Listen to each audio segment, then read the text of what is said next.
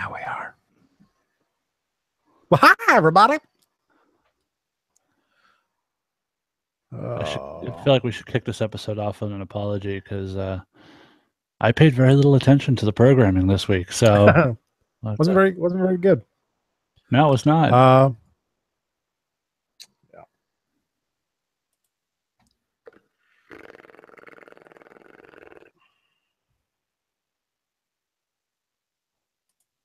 Are you trying to motorboat your own tits? I'm not doing that. Okay.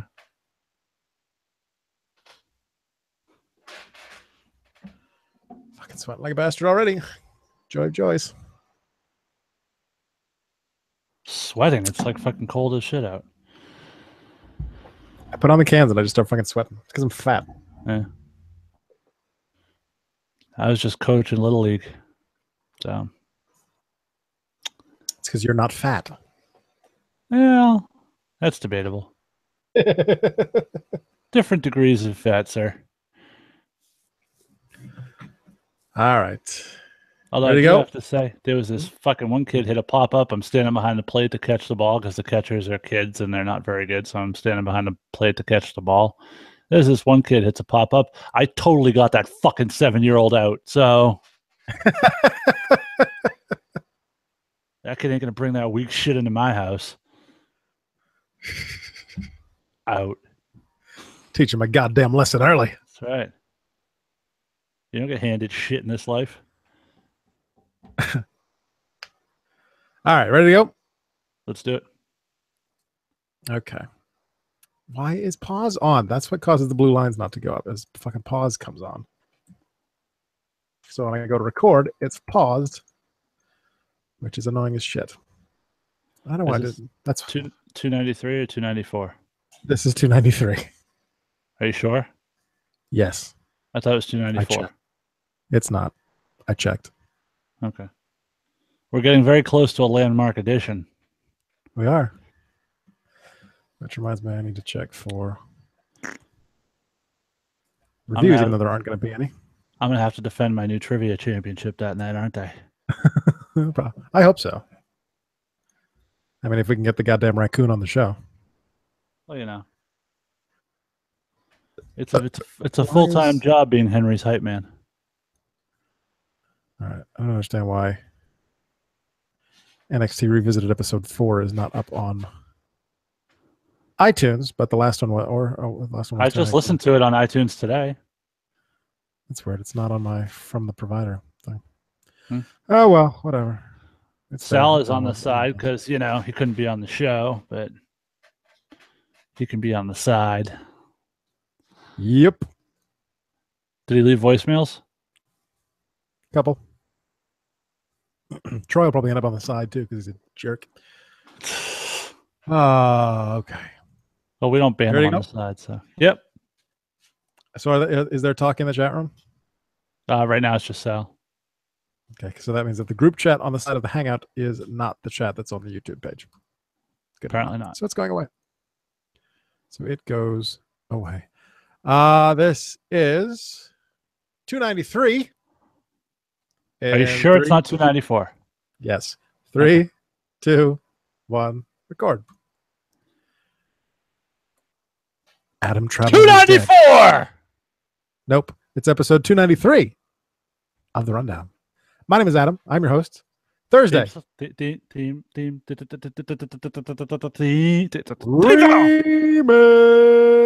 May 11th, 2017.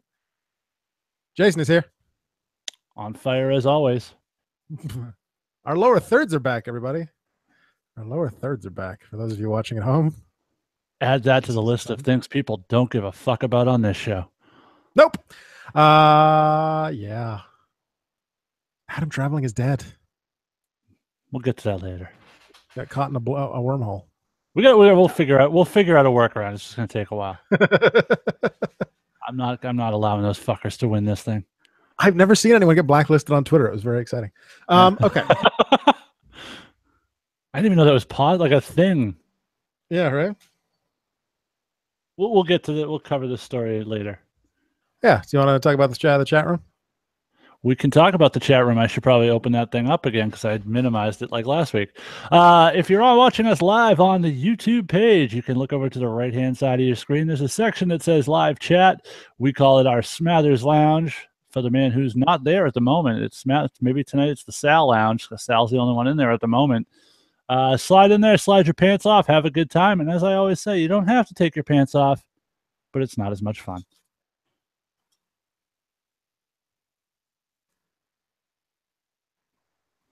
And Adam's checked out. Okay. What's up, Rundown? It's Sal. I had a blast last week being the special guest host on the Rundown. Thanks for coming back. We'll do it again soon.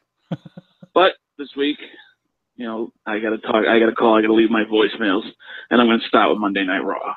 Monday Night Raw live to tape from England, and Monday Night Raw was terrible. It was pretty fucking awful.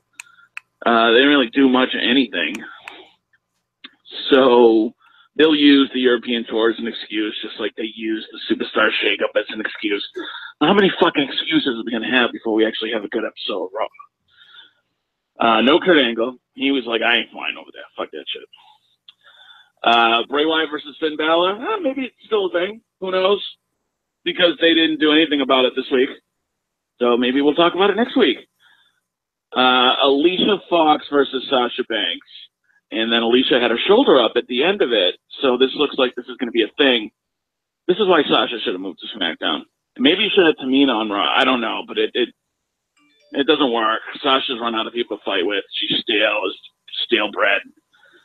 You know, and if you're going to turn a heel to fight Bayley at SummerSlam, that's fine. But you got to have her have some type of credibility and interest from now till SummerSlam. We're still 3 months away. Miz did a lot of good work. It's a Miz heavy show. Miz Ambrose, that's what they're going with. Really running heavy on that. I mean, Jesus, you saw Miz and Ambrose in more segments than you saw Seth and Samoa Joe. So take that for what it's worth. Braun coming out with a weird arm sling. Take that for what it's worth. I don't know. I don't feel like they built anything this Raw. Even the tag team turmoil match, Cesaro and Sheamus look good, but here we are once again with Cesaro and Sheamus. So, you know, I like the fact that they're heels now. It just wasn't interesting. That's what Raw was this week. It was not interesting. Talk to you guys later.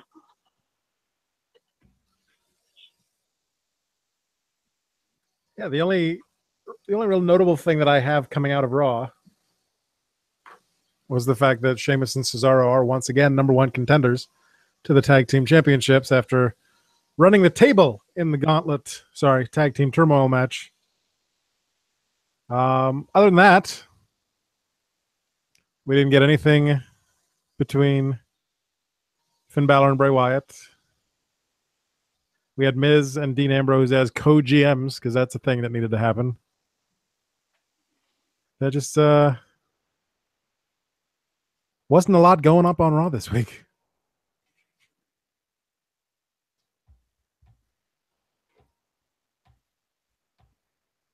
Okay, good talk.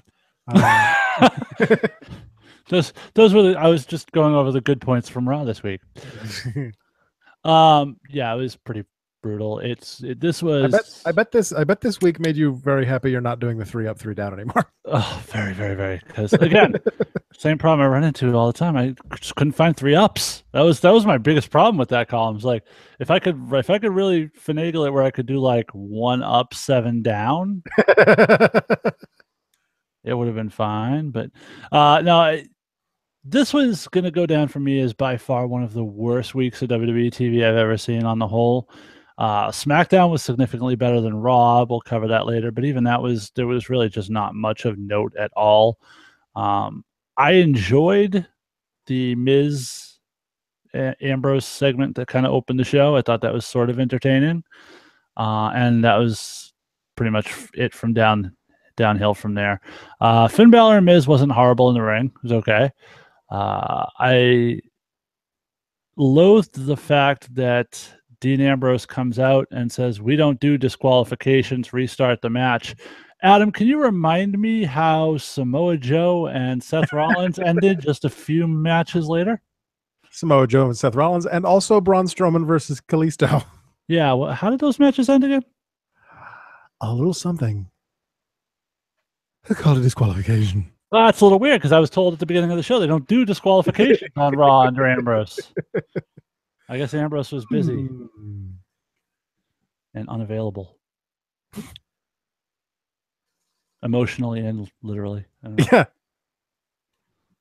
Sorry, Renee. Yeah, not great. Or not great. At least Aiden English wasn't crying this week. Well, he did. He just did it in a dark match.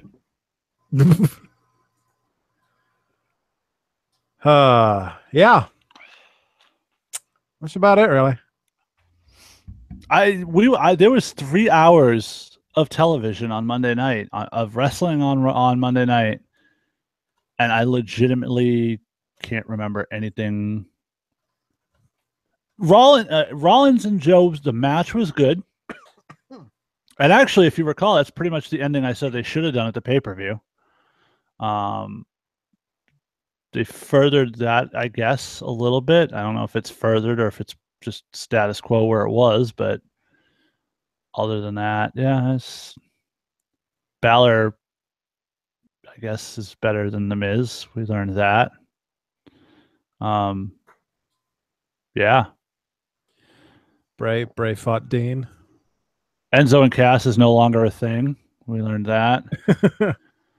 Out first in the gauntlet, eliminated first.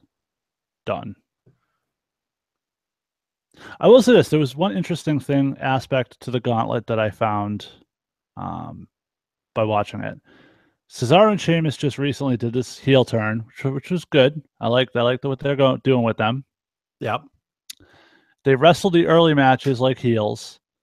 And then once Gallows and Anderson came out, they almost started wrestling like faces again, which I thought was a little strange. They sort of shifted in the middle of the match. I don't remember enough of the match to confirm or deny your theory. Sal on the Psycho said Kalisto was on Raw looking like a mini Mortal Kombat character. And yes, Troy in our host threads says if I come on, I'll just be ultra negative about everything. That's okay. That's what we're doing tonight. Tell him to get his ass on here. Yeah, and Troy on the side. I'm sorry, Sal on the side points out that Nia and Alexa are now besties, which I don't dislike. I sort of like what they could be doing with that angle. Yeah, I did. I think that might have been actually the shining point of Raw was that promo. Do you mean what you said about me last week? I'm great. Yeah, totally. Yeah. Okay, because I'm next in line for a title match. Well, Kurt makes the matches, but I'll put in a good word for you. Well, unless Dean makes the matches, or The Miz, or whoever we're outsourcing that to. And oh, by the way, we knew for a fact Stephanie McMahon was in fucking England. But she's kayfabe hurt, except if you follow her on Twitter or Instagram. Oh, we got a new follower, Matt Riley, in the chat room. Yay! Rat Miley's here. He promised he'd show up this week. Since Kalisto changed his music, I thought TJP was coming out during that segment. And in case you missed it, they made sure to tell you it's TJP now, as they said TJP about 1 million fucking times. Yes, between the commentators and the wrestlers and Neville on guest. I swear to God, the letters TJP were uttered at least 35 times. Yes, Matt is one of our buddies on Twitter. Tommy got our buddy Tommy Moltisanti is constantly sharing gifts and such from him with us, and finally convinced him to listen to the show. So welcome aboard, Matt. Glad to have you here. You picked a great week to start. Yeah, because everything was shit this week. But what are you gonna do? I think the highlight of this week's show might be if Adam's mic goes into Barry White mode again. That might be. Or if Troy was here to discuss the real news of the week. It's sad that is the biggest news story we have from this week in wrestling. Teasers. Yeah. By the way, so did we catch on to the fact that we're doing so we did the best friends angle with Owens and Jericho. Now we're doing it with Alexa and Nia. And Neville and TJP made several references to being friends this week. Like, I feel like everybody's doing the friends gimmick now. It worked so well. It worked so well for Kevin and Jericho that we're going to try it again. We're going to catch lightning in a barrel and then shoot it like a fish. Now, if I'm booking this, right, I do a tag match with Nia and Alexa, and I have them come out to that, I'll be there for you. You're my best friend that I've ever had. Matt says, thanks for having me. Love the show. I did enjoy Nia telling Alexa, you're my friend now. Yeah. We're friends now. 12 minutes and we're done with Raw. I feel like rather than reviewing this week in WWE, I should just sit here and kind of go over what's going on Impact. I feel like that might be more interesting. Just live tweet Impact live on the show. Yeah, it might be a thing because right now there's like fucking my epilepsy is being triggered by this light show that they're doing. I don't know what the fuck's going on there. It actually might be funnier because I don't really know what's going on. I mean, we do have a voicemail about SmackDown. Yeah, but then we have to talk about SmackDown. I have more to talk about with SmackDown than I do with Raw. SmackDown was decent. Yeah. What's up, Rundown? This is Sal calling. Just to quickly talk about SmackDown. I didn't mind SmackDown. It wasn't bad. It wasn't necessarily good either. It seemed really paint by numbers. Like the sixth man at the end of the night was just, how can we get everybody in the show in the main event that everybody wants to see? And then, Ty Dillinger was in a dark match, which is kind of weird because, England would have given him a good reception. And here's a couple of things I liked about SmackDown. I liked the Fashion Police segment. I thought they're funny, I liked them pushing Shinsuke and Dolph and finally officially making the match for Backlash. I like that it got a little physical at the end. And trying to think what else was good on SmackDown. It's fine when you push the tension between Charlotte and Naomi and Becky's in the middle of it all. And, it's decent.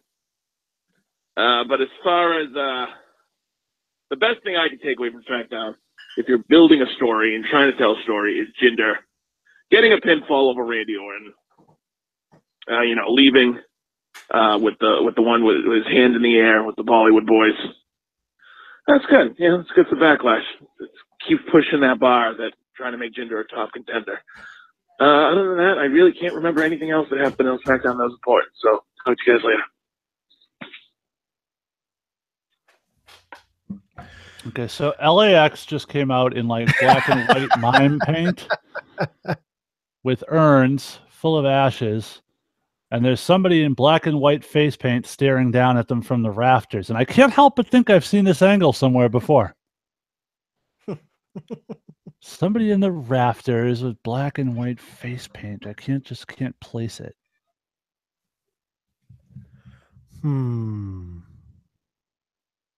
It's a mystery. Oh, SmackDown. The three notes that I have from SmackDown are not good things about SmackDown. Hey, SmackDown. You know what we can say about SmackDown this week? Holla, holla. It was not Raw. We got Rowan versus Harper finally.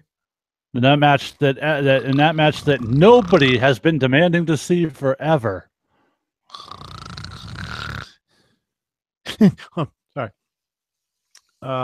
Sami Zayn became.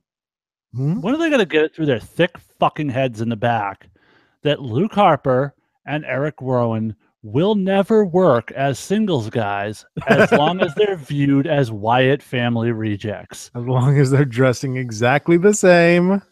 They need to be repackaged. Well, they repackaged Luke Harper. He's wearing a black wife beater now. I do like the hair pulled back thing, but it's I don't know if it's because of a new look or if it's simply to cover his bald spot. Could be both. Could be both. But like Eric Rowan, I could picture Eric Rowan being phenomenal in a role as like an enforcer or a bodyguard for somebody, and use that as a vehicle to kind of get him over. Like Dolph hires him to protect him from Shinsuke before Backlash. Something like that. Establish him in that kind of role. I think that would help him. Dolph spent most of last year pretending to be Shawn Michaels, so Eric Rowan can pretend to be Diesel. Or Sid. Probably Sid. Well, Sal on the side says you can't do Rowan versus Harper with zero build and no dialogue. And the problem is neither one's particularly great at talking, and nobody gives a fuck about either one. So you can't do a build and you can't do dialogue.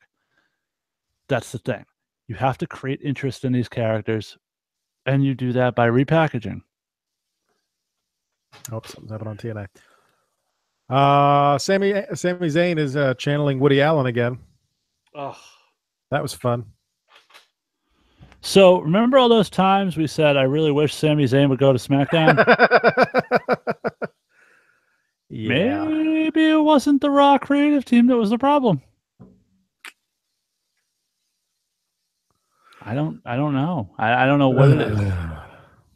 I don't know who Sammy pissed off in the back, but he's got heat. He has to. It's the only thing that makes any sense at this point. Yeah. You're a fucking dork. Go. Nobody likes you. Go. Well, and over and above that, it's just utterly predictable. Was there anybody that didn't know when he opened his eyes his partners would be gone? Oh, yeah. Absolutely. When they zoomed in, it was like, oh, okay, well, they're leaving. Because he won't shut the fuck up. Right. And the only way I'm okay with this, is if at some point Sammy just fucking snaps. Beats the piss out of somebody for like mocking him. Yeah. Yeah. Ooh. And the Usos channeled Cass and Enzo. Well, they were there, so that's an improvement. 12 days. They were on TV. 12 days. Till the next time they're on TV. 12 days. Is how long Naomi's behind on her period. Ooh, Jesus. Yeah, that was terrible. My son got in trouble at school this week for using inappropriate language. I have no idea where he gets it from. Certainly not from this show.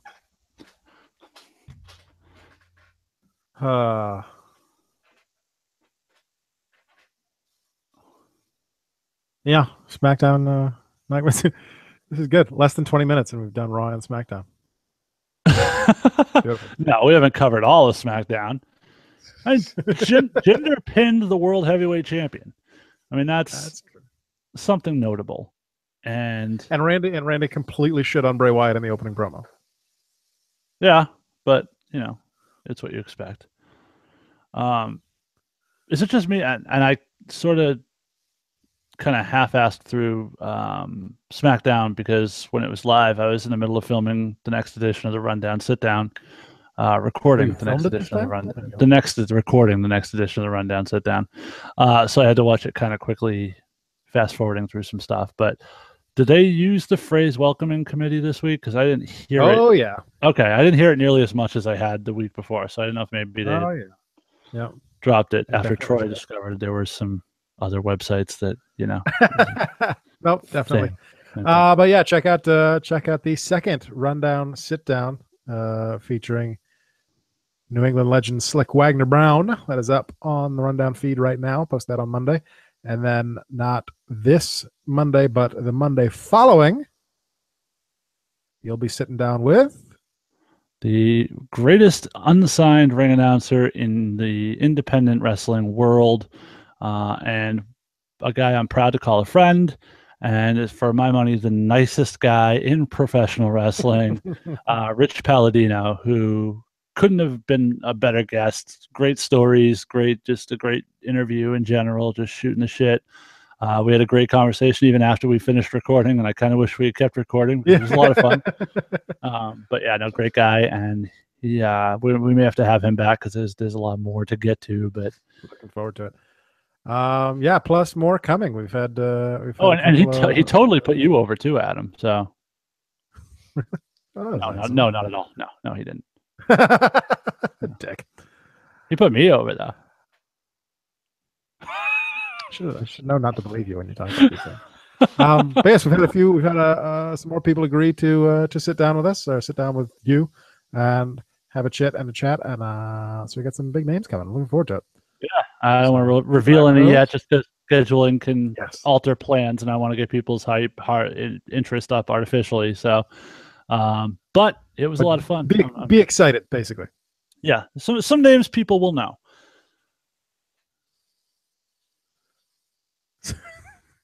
Something's going on in the chat room. Oh, Sal said, "Don't undersell how awesome your last guest was." Sal's a big SWB mark, so apparently he very much enjoyed the interview. I got some great feedback on it, so I'm very pleased with it. And yeah, definitely. I'm glad to hear everyone enjoyed it because I had a great time doing it, and I'm having fun with this whole sit down series. So I'm glad we've got that going. Troy's got NXT Revisited every Wednesday. We just put up episode 4 last night, July 11th, 2012. Featuring the debut of Bray Wyatt. So check that out as well. That's basically the rundown feed is on fire. And it's not even a mammal with antlers in the woods. All right, back to SmackDown.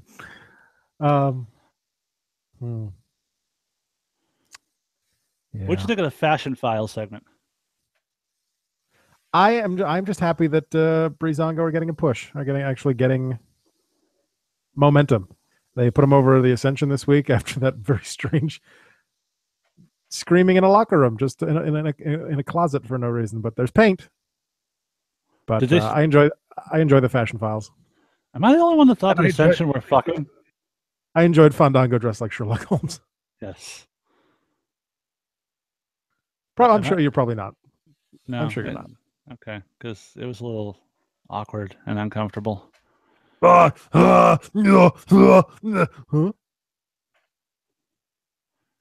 close the door. Immediately close it. Yeah, that was bizarre. Oh yes, yeah. Sal with a great point out. How about your buddy Mojo Rawley? Jesus Christ! Do you remember when you thought this was going to be a thing and you picked him up in the fantasy league? Yeah, no, I don't have him. Now I don't have him anymore, do I? I tweeted when they play that stupid segment. I said, "No, WWE, you're not going to get me to care about Mojo Rawley because it's the middle. It's the logic here is stunningly off. It's the middle of the show." And you're telling me that these kids would rather be hanging out backstage with Mojo Rawley than watching the show. But he's got a big trophy. And it looks like cheese.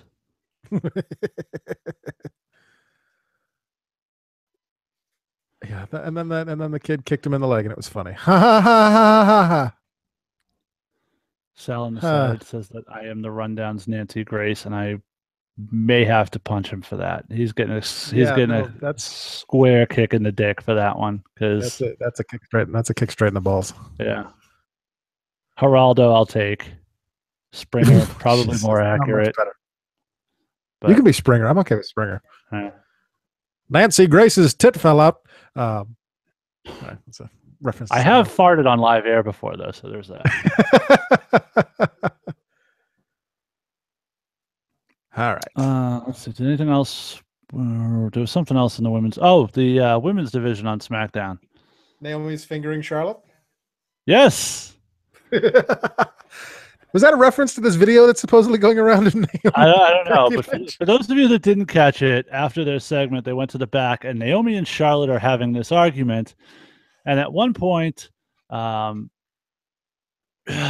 Charlotte said, Naomi's pointing her finger at Charlotte while reprimanding her. And Charlotte says, "Don't point your finger at me." And Naomi says, "I'll put my finger wherever I want to."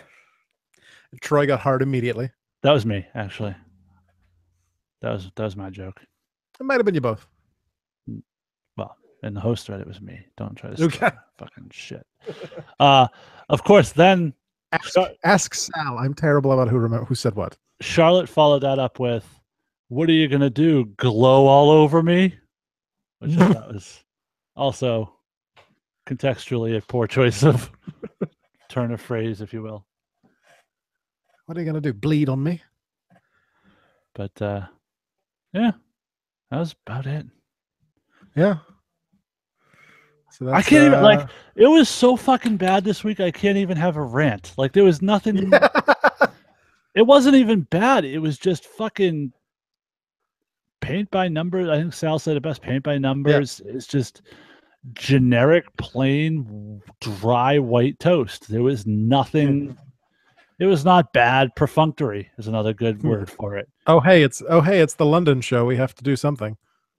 They didn't have phone booths on the side of the stage. I was just going to say that. They didn't even have double-decker buses or phone booths or black taxi cabs on the stage. They stopped trying.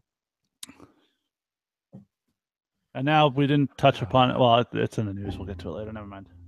Okay. 27 and a half minutes and we're done with Raw and SmackDown. My only other note from this week is NXT. They announced that the tag team title match at TakeOver Chicago is going to be a ladder match. Which is between fucking DIY and AOP. 11 days from yesterday. So no, at this point it's 10. Yeah, 10 days. Yeah. Can the authors of Pain climb a ladder? They're big dudes. Maybe they'll get that reinforced ladder that the Big Show used to pull out. Or maybe they'll get old man hands to climb up for them. We were watching last night and Paul Ellering came out and my wife was like, "Who is that?" I'm like, "It's Paul Ellering." And she went, "Yeah, who is that?" I'm like, "It's Paul Ellering." They've got a plethora of ways to win that match. something shark cage. Yeah. Yeah, Sal points out, and I was going to bring this up later, but since he mentioned it on the chat, well, Sal, why are you not on the fucking show if you want to bring up all this shit? Seriously. He's on the side. It basically says Hideo Itami took a shot on Twitter at Chicago, which I don't know if it was at Chicago per se, but he said something to the extent of Chicago's the perfect place for my GTS. Putting over, of course, that CM Punk stole the move from him. Yeah. And I'm very happy he's using that as his finish now instead of the corner drop kick he was using before. Because that was not a finisher. We got a setup for next week's match with Cassius Ohno and Andrade Cien Almas. Oh boy. It's Ohno.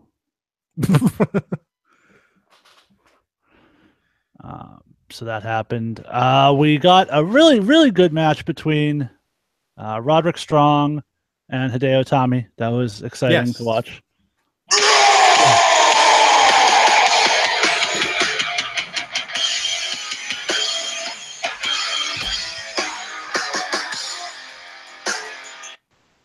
You're injured. You're not going to be here for a while. What am I doing here? I got actual work to do.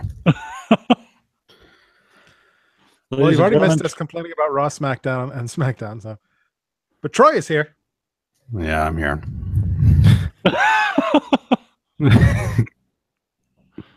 It's a very sad week. It's a very upsetting week for the rundown. We'll discuss that in a little bit. I see we got the lower third back. Yes. Yes. See, Troy's excited.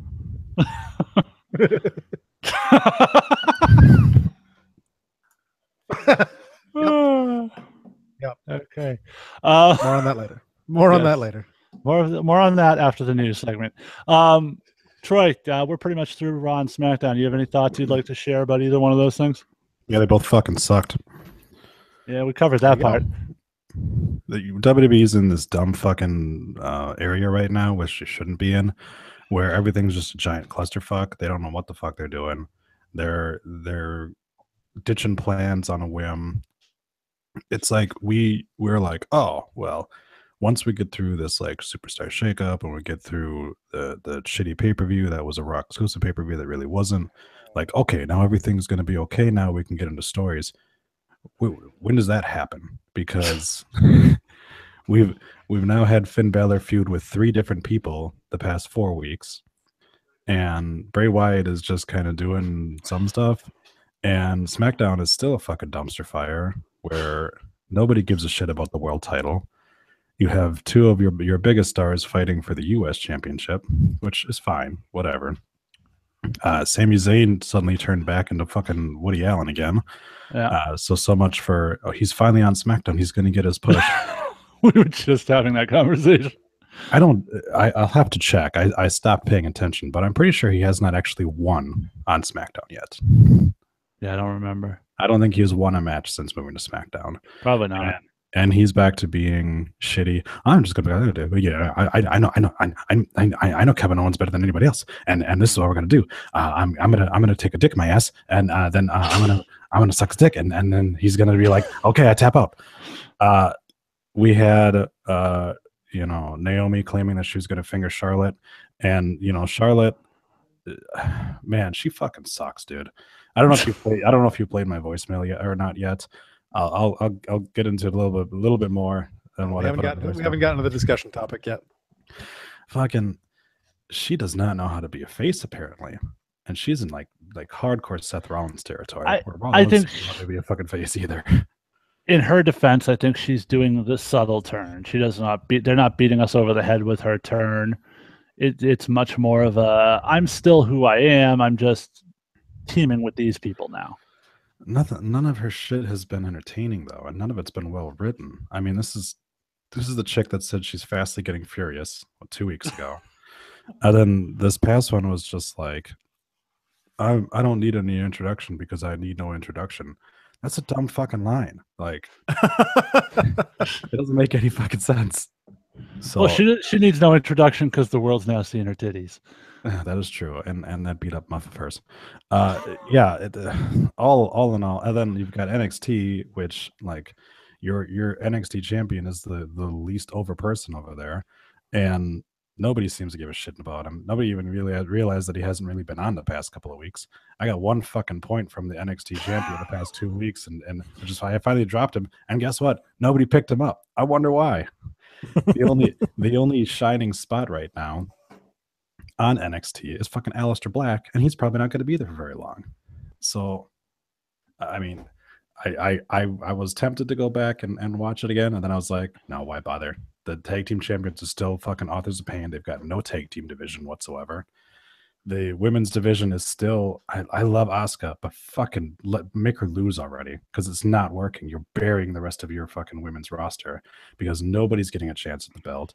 Every time you have a women's championship match, it's a fucking 4-way dance or a 3-way dance. We haven't done a one-on-one match in months. But the last takeover they did Ember Moon and Asuka 1-on-1.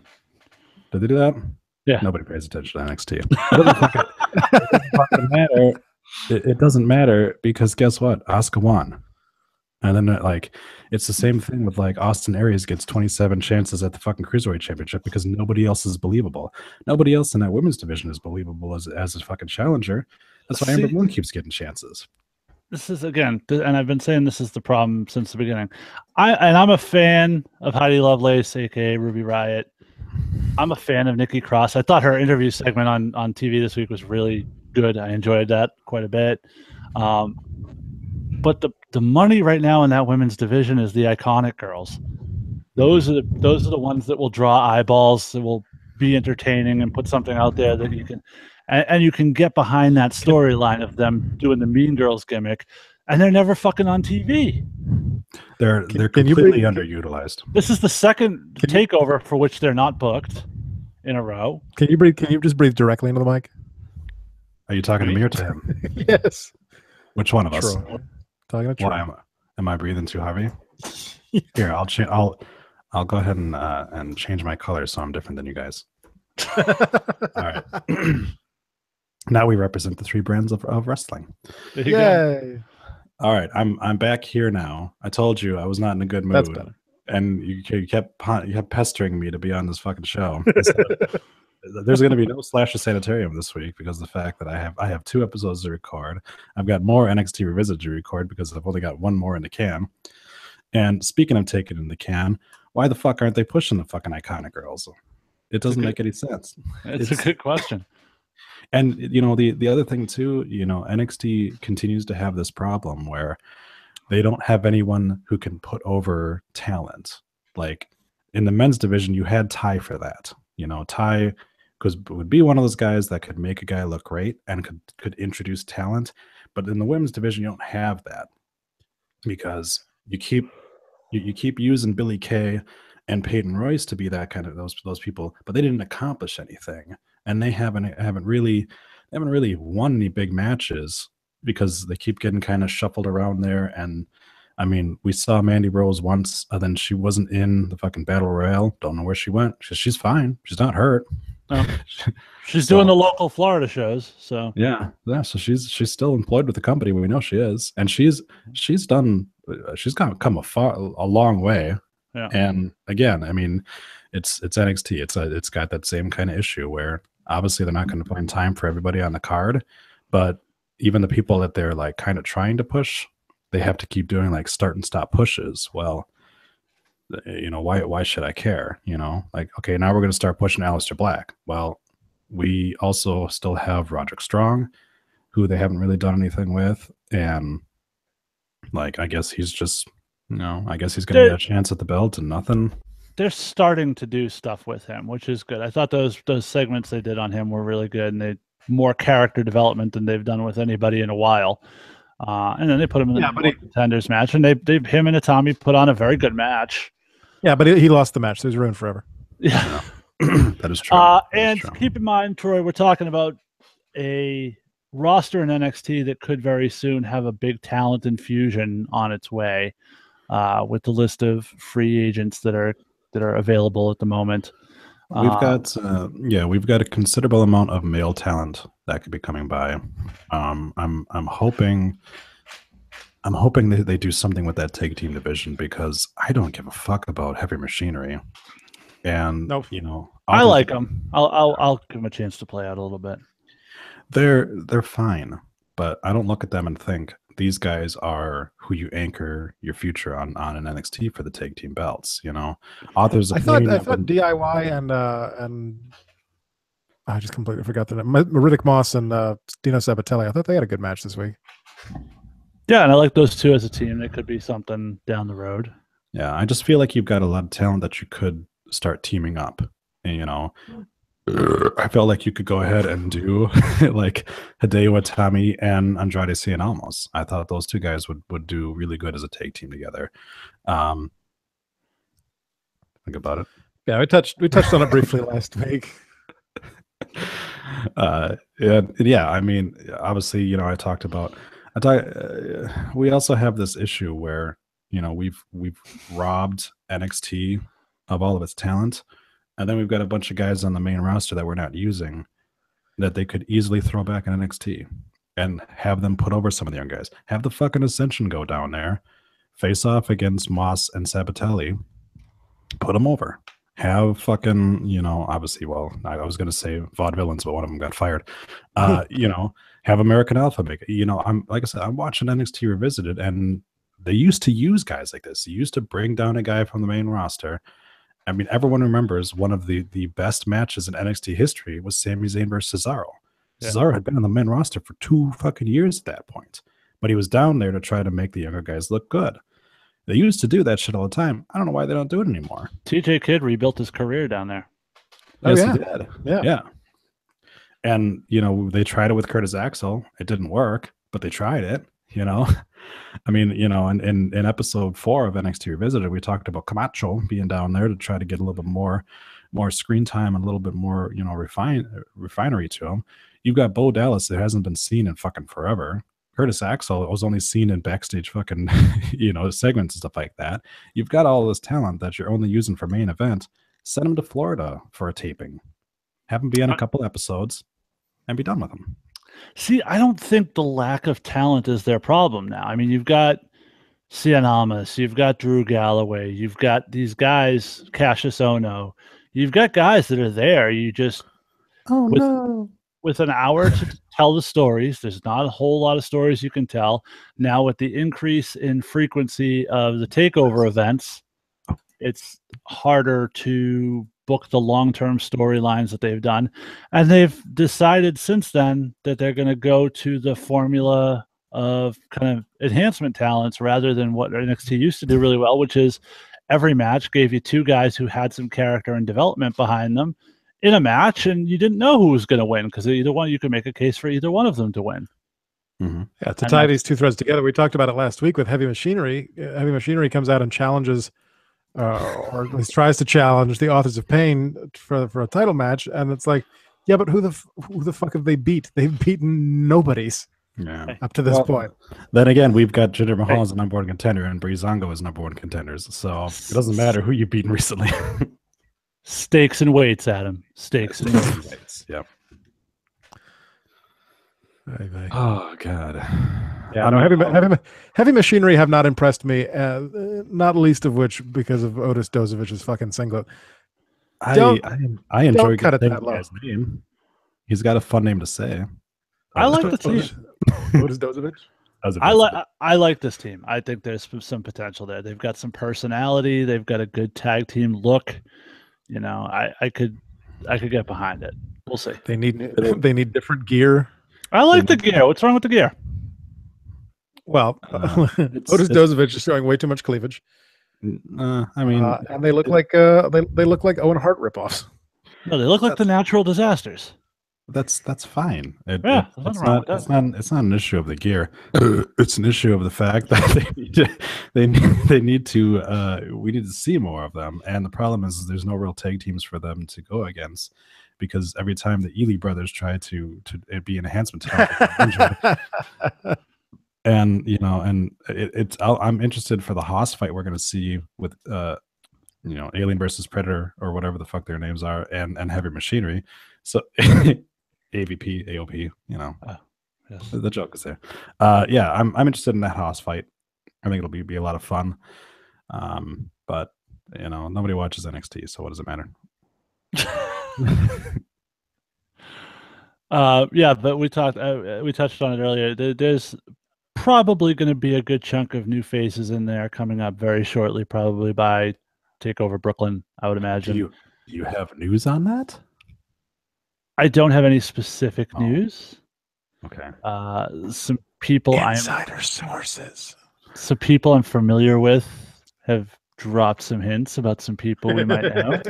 Yeah. Insider sources, and insider means inside of Charlotte, are reporting that we've What about Byron Saxton? Yes. Byron Saxton reports that Kyle O'Reilly is potentially heading to WWE. Adam Cole has his contract up. Who? And Adam Cole, bye, has his contract up, and it sounds as if it's a bidding war between New Japan and WWE. We've also got Leo Rush, but we've already got enough Tituses, so I don't know if he's going to be coming over or not.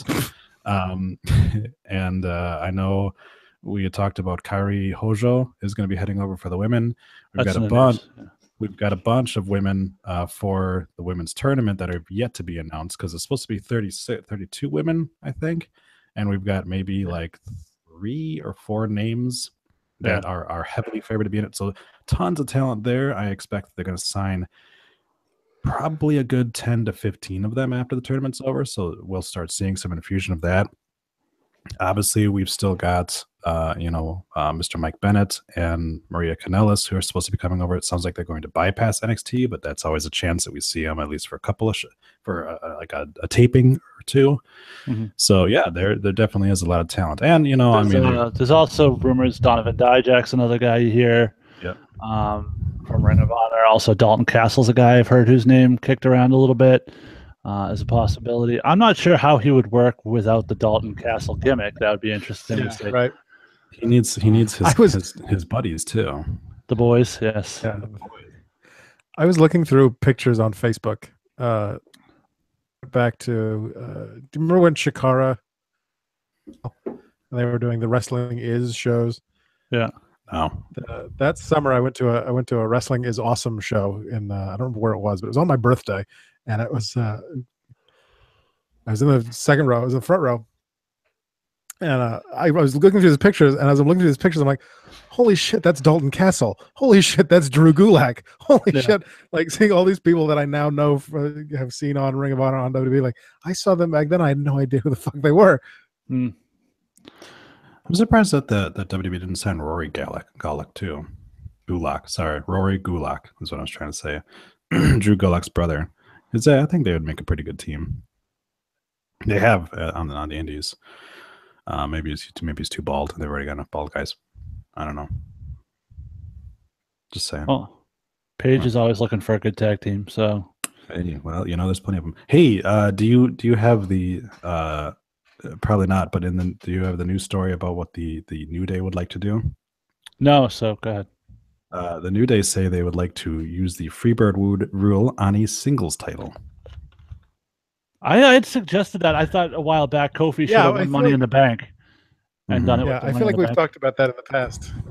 Yeah, we've definitely thrown it around in a joking manner and as well as being a little bit serious too. But I think it'd be interesting to see, if Big E won the U.S. Championship and the three of them just kind of defended it, and right, you didn't know who you were going to face. It throws a new wrinkle into it too, because you're like, okay, well, hopefully I get one of the two spindly guys and not Big E. Oh shit, it's Big E. All right, well, jeez. So they should. I feel like they would. I feel like they would fall in that rut though, where it would just end up always being Big E. Like when they were defending the tag titles, and it was 98% of the time it was Kofi and Big E. Come on, they win that heavyweight title. There's no fucking way they're letting Xavier defend it. They definitely would never do it with a heavyweight title, but a U.S. Championship, I could see them doing a little bit of gimmick with it.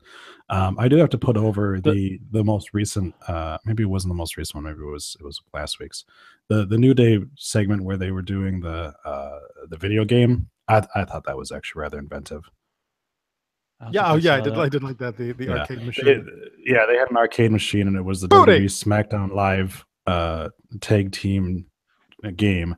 And it was like, it would show like the colognes, and someone would try to go booty, and it would go down, and next it would be like Breezango booty, and it would go to, then finally went to the New Day, and it was SmackDown Live. So it was inventive. I liked it. They did the TJ Perkins gimmick better than he did. So that's TJP. I don't give a fuck. Nobody fucking cares.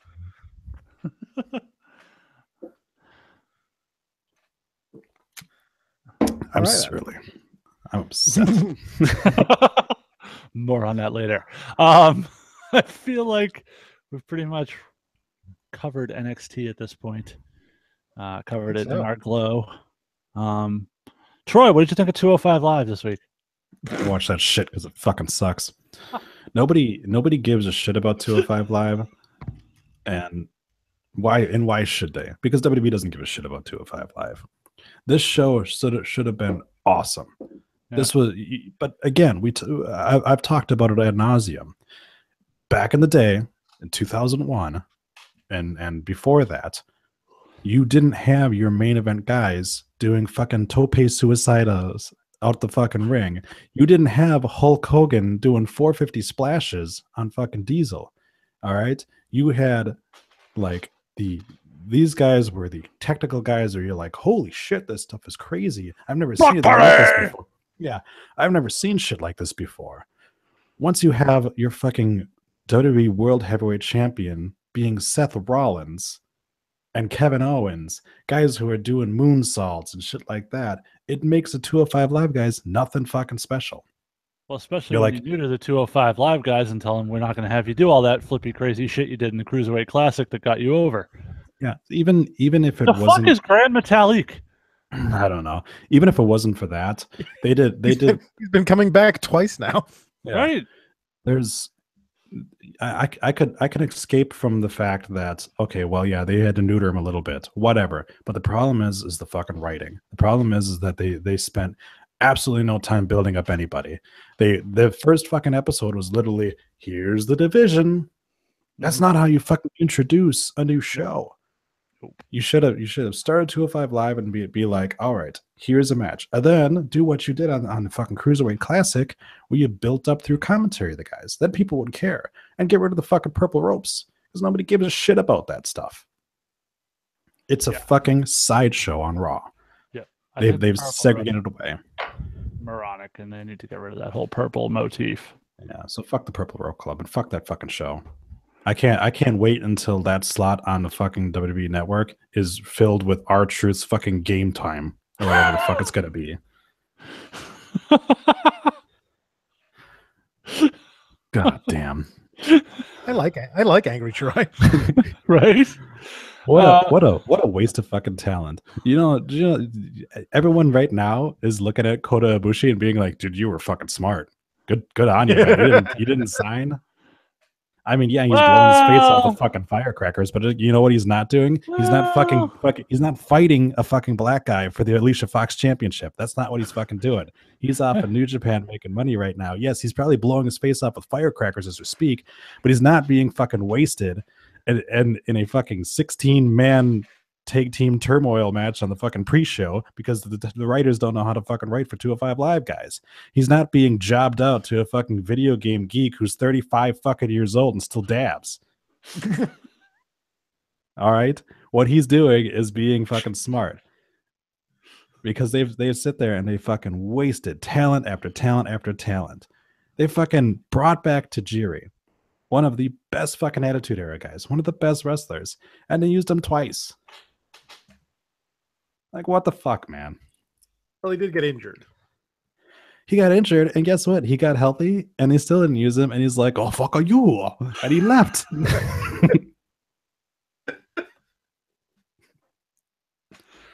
Hey, the fucking racist Asian stuff is reserved for Adam Troy. I'll just wait until my voicemail.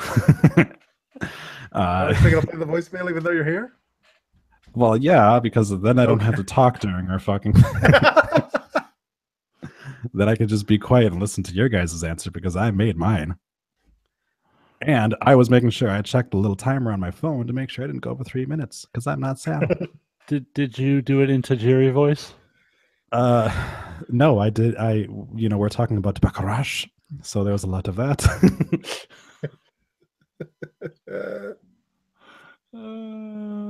Oh man. Sal says Troy's not wrong. Say it, Troy. Say it. Say they ruined the cruiserweights. See, we're 6 months in, so I can say they ruined the cruiserweights without me sounding like a dumbass and being like they ruined a fucking Adam Cole baby. He hasn't even signed. He hasn't even debuted. Okay, they haven't had one 205 Live episode. All right.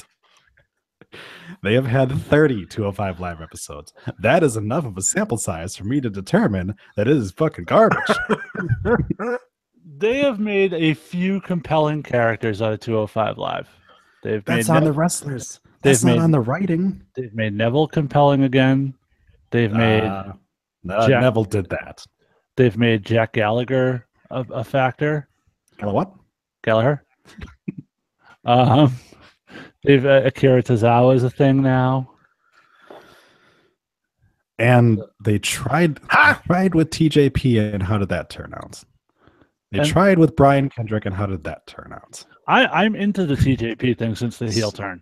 Rich Swann. Sometimes you just got to hit the pause button. Yeah, the issue there is, and who wouldn't want to crack at the Alicia Fox championship? I don't, because you don't fuck crazy. Don't stick your dick in crazy. And that bitch is crazy. All right, it's an important life lesson to learn. Her character, 1, is crazy. 2, it seems like she's real crazy in real life too. Well, I'm afraid I've got some bad news. Oh man, I wish he would have just fucking bullhammered her right in the face. Been done with it. The best thing Alicia Fox has ever done on TV was accidentally hit Nia Jax in the face with a box. That was pretty funny. I would love nothing more if the first episode of the fucking UK show starts off with, I'm afraid I've got some bad news. Well, then I'm afraid I've returned to the WWE, but not as a wrestler, as the new commissioner of the UK. I don't even know what the fucking show is called. The UK Balderdash. I do miss Bad News Barrett. I do too. Because I miss doing Good News Barrett on this show. See, here's the thing: we don't miss Bad News Barrett the wrestler. We miss Bad News Barrett the character, because for a hot minute there, he was interesting as Bad News Barrett. Then they fucked it up. They fucked up everything leading up to that and everything after that. The worst part about Bad News Barrett was when he got healthy and had to go back in the ring again. So they're like, oh great, now we got to book him in matches. So you're saying they ruined Bad News Barrett? Yeah, they did. I always thought Wade Barrett had potential. But I didn't say, yeah, obviously everyone did. He's a fucking 16-time hold on. Intercontinental champion. Allow me to inject a small dose of reality into this conversation. Allow me to inject my dick in your mouth and tell you you're wrong. All right. Are we going to talk about how John Cena didn't ruin the Nexus? No. We're going to talk about how Wade Barrett couldn't stay fucking healthy. And every time they started to do something with him and give him a push, he got himself fucking hurt again. Yeah, that's true. And one of those wasn't his fault, and the rest of them did seem to be his fault. Creative repeatedly tried to do stuff with him, and he couldn't be there to execute it. You know what? You know what I say to that? He was future endeavored, so who gives a shit? Well, he actually quit. I don't think he was even future endeavored. The WWE is mutually agreed to come to terms with, and we wish him luck in all his future endeavors. They say that whether you quit or not. They future endeavored Cody Rhodes too, and he quit because that's their template. They just bring up fire wrestler template.exe. For the record, Cody didn't quit. Arthur on the side. Dude, it's been 2 years. All right. He's been on the indies longer than the Stardust character existed at this point. All right. You need to give it up. It's not a fucking X-Files episode, man. Like, the dude quit. I give him credit for doing that, for walking away from a shit ton of money and being like, I want to do my own thing. You know, but give it up, man. He quit. Because here's the thing, Troy. Eventually, he's coming back. And whenever that is, I can say, see, fucking told you. So I see. Well, you know what? It's a long con. I'm laying it right now. Hulk Hogan was never fired. Technically, he wasn't. No, I mean, he's still getting a paycheck to this day. Yeah, probably. Every week he gets a paycheck. Yeah, I'm sure he gets a royalty check. And no, he's an active competitor. He wasn't an active competitor when he was active. He's always been an active competitor. He has a lifetime contract, and he gets a $500K downside guarantee, and he gets creative control, and he gets a 25% bonus on every 300 shirts that he sells on WWEshop.com. See, now you're just making up crazy shit. Can we go back to talking about how Cody Rhodes still works for the WWE? How about we go back to the fact? Here, I got one better for you. Goldust died. That's actually Cody Rhodes in the Goldust gimmick. Because I'd have done a news segment laughing about that if that were true. That would be great, though. How can there be two Dave Hebners? Oh my god. Oh, can we talk about the fact that Booker T needs to be back on commentary full time? Because the amount of like misogynistic, racist shit that comes out of that dude's fucking mouth, he's gold for podcasting. Because I don't even remember what the fuck he was talking. He seemed legitimately pissed off on this past Monday during one of the segments, and he just, I mean, this is the guy who during I think it was like a Miz match. No, it was something with the women. He said that's why you leave the women at home. And Michael Cole's like, they work here. Like, like this guy needs to be on commentary full time. I don't care if fucking David Otunga comes back because he's useless anyways. Nobody fucking hears him anyways. They don't even turn on his mic half the time.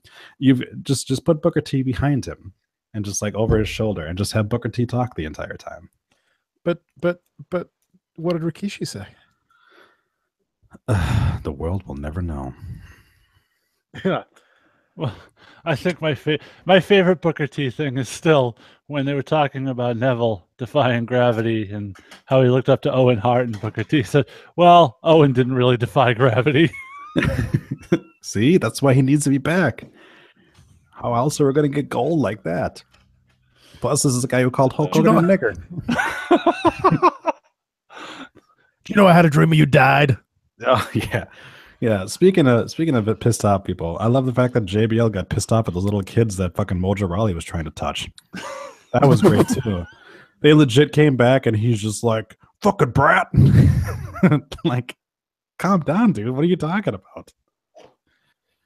Like he was so pissed that they didn't give a shit about who Andre the Giant was. That's because Andre the Giant. It's because Andre the Giant died before they were conceived. Why would they give a shit about him? Long before they were conceived. Yeah, he was probably dead long before their fucking parents were conceived. Is it weird that one of those kids was wearing a Birdie Joe Danielson shirt? Was it weird that you could only see one of Mojo Rawley's hands the entire time? I don't know. You tell me. All I'm saying is I wouldn't let him babysit my kids. That's all I'm saying. In related news, sounds like Zack Ryder's going to be coming back. Sans one girlfriend, but you know he did get Chelsea Green now. So. See, this is why I beg you to come on the show, because you've broken Jason again. It's my And job. Mojo Rawley molests children. If only there was some social media site that we could talk about that on. Yeah, if only. Fuck Twitter. But more on that later. I'm not gonna like. I could easily turn around and get like an Instagram or something like that. But why fucking bother at this point? We'll get to that story later, though. If I didn't do like 95% of my tweeting through my phone, I would totally be able to just be like, Adam, just make me an account. I'll just log in on a computer that they haven't fucking scanned at this point. We need to have a discussion with the phrase "more on that later" fucking means, Troy. Jesus. All right. I will just dance using the mirror your video. Dat dat dat dat dat dat dat dat dat.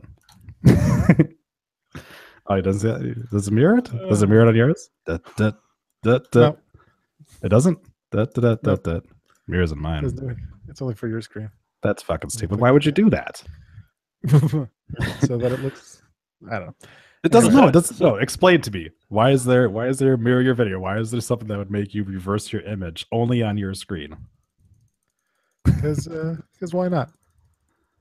I don't know. So this is great for the podcast listeners. By the way, you bring back the lower thirds and then you fucked up because I don't want this yellow color. You only got 4 colors. I like to choose my own colors. All right.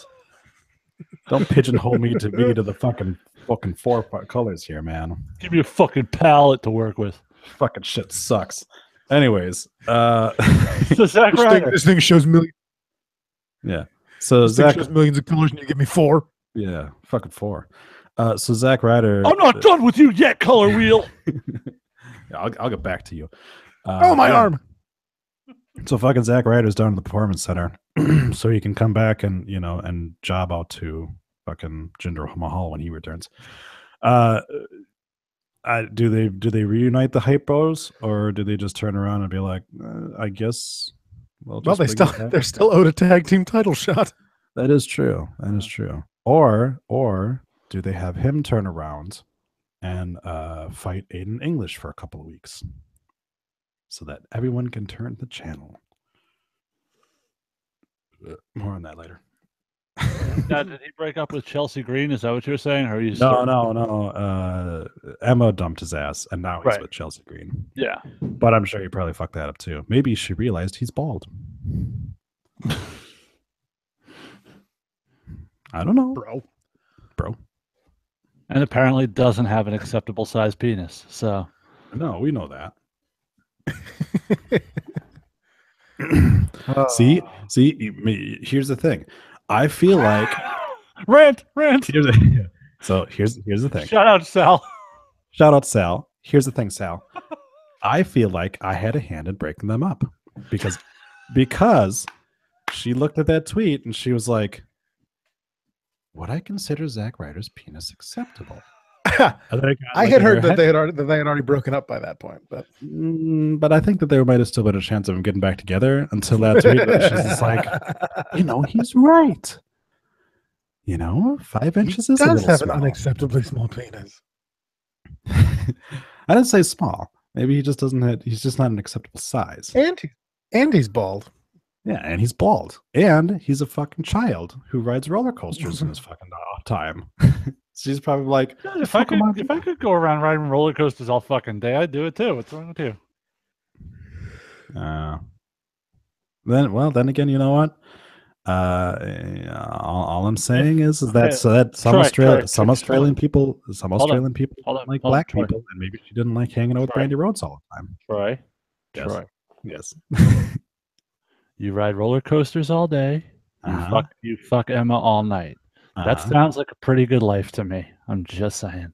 Well, that would be Zack Ryder's life. Emma's life would be I get dragged around to theme parks and get fucked by a 5-inch penis. That doesn't sound like a fun life to me. That sounds like it's terrible. All I'm saying is if Twitter hadn't suspended me, maybe she'd be DMing me right now. That's all I'm saying. And it goes down in the DMs. So. It does go down the DMs. You slide right in.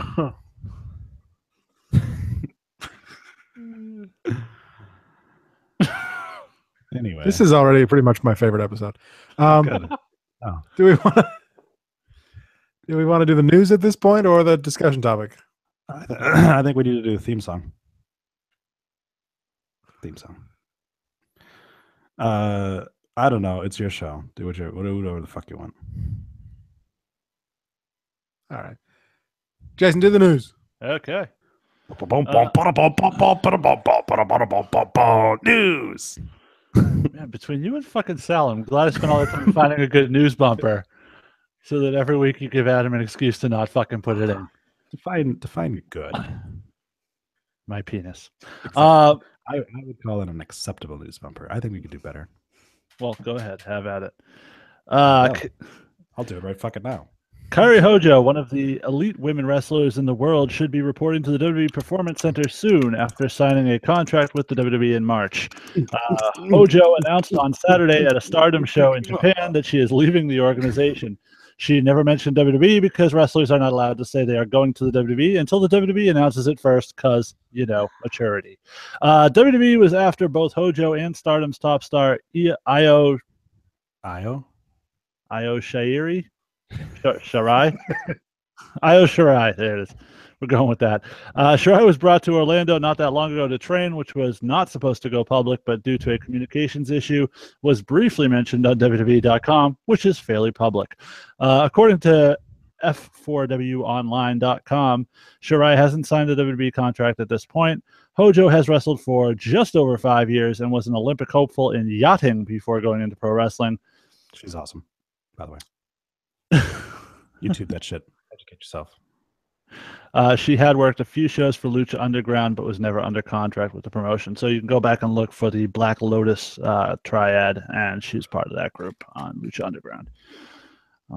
They could be seen. That shit, though. They could be seen having all 4 of the female members' arms broken by Pentagon Jr. So, because hashtag. Because Lucha Underground believes in equality and believes that women can wrestle men and win. Yeah, that's the dumbest fucking thing. Intergender matches are retarded. Yes. So mixed tag matches though too. WWE. I'm gonna tag out, but that's gonna force you to tag out, even though I've been spending 15 minutes working you over on the mat and you're totally tired. But now I'm gonna give you a fucking breather so you can bring in Nikki Bella and I can fucking pop one of her fake fucking titties. That makes no fucking sense. You good? Chewbacca is a Wookiee. Okay. A WWE camera operator has filed a $1.2 million lawsuit against Titus O'Neil after the WWE superstar allegedly attacked him when a prank for the WWE Network show Swerved went awry. In his prank, I'm going to figure your butthole. In his lawsuit filed in LA County Superior Court and obtained by TMZ Sports, Donald Anderson says he was shooting on May 18th, 2015.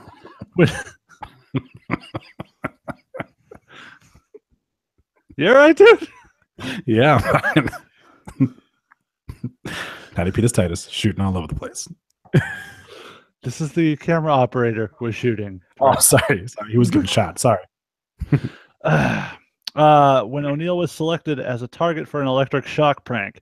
It was all supposed to be in good fun, but when O'Neal got zapped, the WWE superstar kicked the camera out of Anderson's hand. Anderson says he was seriously injured during the incident, suffering major damage to his hand, fingers, and wrist. He says that he was told to leave the premises immediately in fear of the possibility of further attacks by Titus.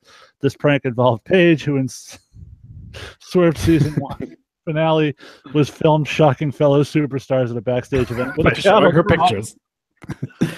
Now she shocks the world by taking on Xavier Woods' cattle prod.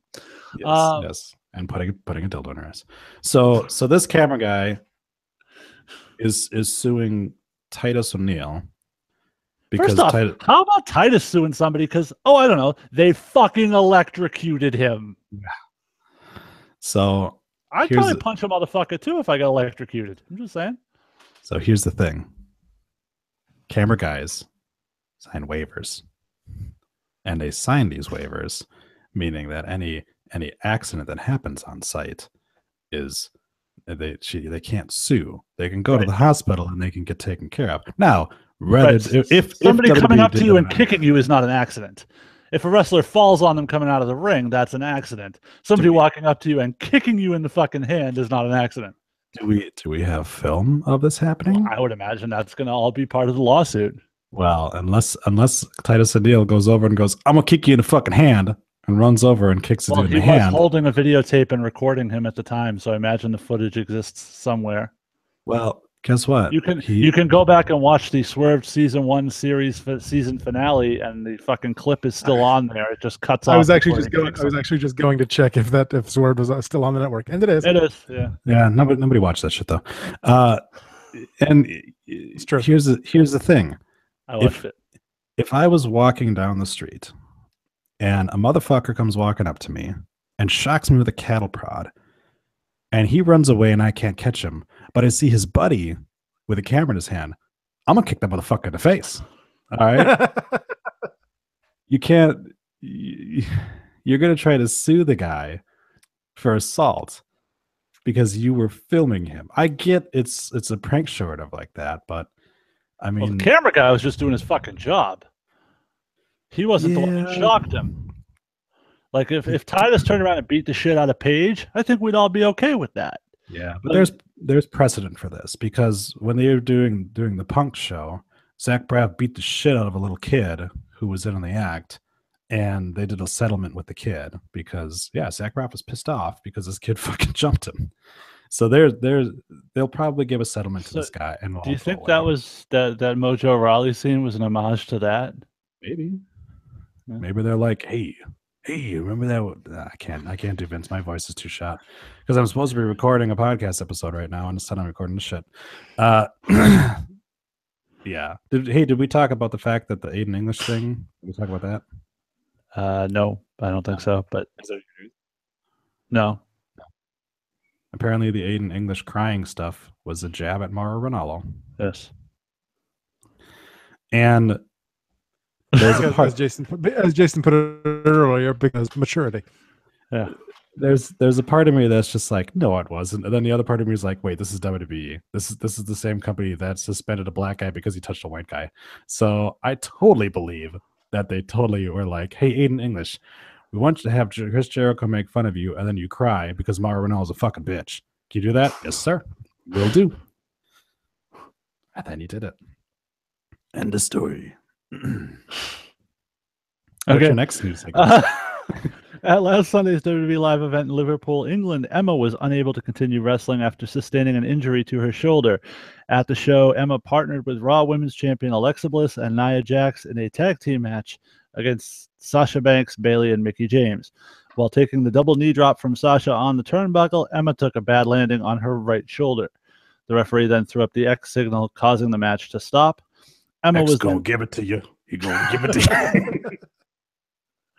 Emma was then not that one. Okay. Emma was then tended to by a ringside physician before being assisted to the backstage area by the referee. She posted the following on Instagram and revealed that she's leaving the tour to be evaluated in the United States, saying, quote, had an amazing time on tour. Didn't exactly end how I imagined it would, but I'm heading back to the USA now, and I'm hoping for some good news. tests this week. Thanks for all the support and messages. I haven't heard any updates since on her condition and what the actual injury is. They've been fairly quiet on it, but it is the shoulder she did have previously operated on, so probably not a good sign. She did post something on her Instagram that was like, everything happens for a reason. So there's probably a good chance that she'll need surgery again. Unless it's just coincidence, but typically something like that, those kind of cryptid stuff like that, not cryptid, it's not a fucking zoology creature. Cryptic stuff like that is typically, yeah, I got some bad news. We're gonna do more testing to figure out what we gotta do, but I'm pretty fucked, and not by a fucking douchebag from Long Island. So much for Emma, because that's too many injuries in too short amount of time for somebody that was barely used on TV to begin with. So, I feel like this is all set up to bring back the Emelina thing. no, we got Lana Lena now. So the Hardys tried to get Impact Wrestling's Jeremy Borash to come to the WWE with them earlier this year, but that obviously did not work out, according to the Wrestling Observer newsletter. Borash played a big part in the creative of the Broken Hardys characters. However, with his role as lead Impact announcer and some other projects he's involved in outside of Impact, he felt it would be better to stay where he was at. I got it. You know what happened to Emma? Somebody told her that news, and then she dislocated her arm making the jerk-off motion. Because who gives a fuck? Who wants Jeremy Borash on their fucking TV? This is why I don't watch Impact Wrestling. Because you don't do fucking commentary angles. Because when you do a normal wrestling angle, you have a set amount of time for it. And you go, okay, we're going to devote 5 minutes to this. When you do a commentary angle, it spans the whole fucking show, and nobody gives a shit, and people get burned out, and nobody wants to see fucking Josh Matthews call somebody a limp dick. And, it's not like they're putting the fucking commentary angle on a WrestleMania show. Yeah, that's why I fucking hate it, because it's stupid. Because you know what I don't need? 3 fucking hours of Michael Cole talking about how terrible Jerry Lawler is, and Jerry Lawler being like, "You're just a dweeb." Ah! It fucking sucks. I have my own special box to talk in. Stupid. Nobody likes it. It goes on for way too fucking long, and it takes away from every other storyline, because your announcers and your color commentary guys are supposed to be putting over the storylines in the ring and what's happening on the TV, and not fighting amongst themselves like dumb fucking bitches. I like Drunk Angry Troy. That's why nobody fucking likes JBL, because while fucking Mogul and whoever else is with him are trying to put over the fact that Kevin Owens is doing a fucking Papa Powerbomb, he's going over there being like, "It's flying fat guys, Michael, and I fucking hate you, and I beat you for you're my wife." All right? Nobody wants to hear that shit, because the commentary has a fucking job to do. And they're not doing it if they're sitting there going, "I hate you, Cole. I hate you, King. We'll do a slap fight. We're gonna push a fucking full-time person off of the card so that we can have a fucking 2-minute match where we roll around and get sweaty with each other." All right, Daniel Price on the side. We've got your clothes off and douse you in barbecue sauce. We have a new viewer, Daniel Price, on the side, who says, "Hey, buddy. WWE has maybe 40 minutes of wrestling in a show, if that. The rest is nothing but commercials and talk. I miss the day of technical matches where you would wear your opponent down. Vince stopped giving a damn about ring psychology." And Heenan and Monsoon jabbed at each other all the time, but they knew all the moves and actually called the match. Yeah, Corey Graves makes fun of everybody around him, but it serves a purpose, because he's still talking about how great everything's happening in the ring, and he's insulting the good guys while still putting them over. That's his job, and he's doing a good job at it. When he sits there and he's just like, "Yeah, I know that he's a 3-time WWE champion, but he sucks," he's still putting him over by reminding everyone he's a 3-time champion. When JBL is like, "What's this guy's name, Mogul?" That's not putting a guy over. That's you making him look like an asshole. Okay, and that note, by the way, based on my brief skimming of the last episode of Swerved on the WB Network season 1, it does appear that they may have removed the bit with Titus O'Neil. I saw a YouTube clip of it. I can show you. Because I didn't see him in there at all.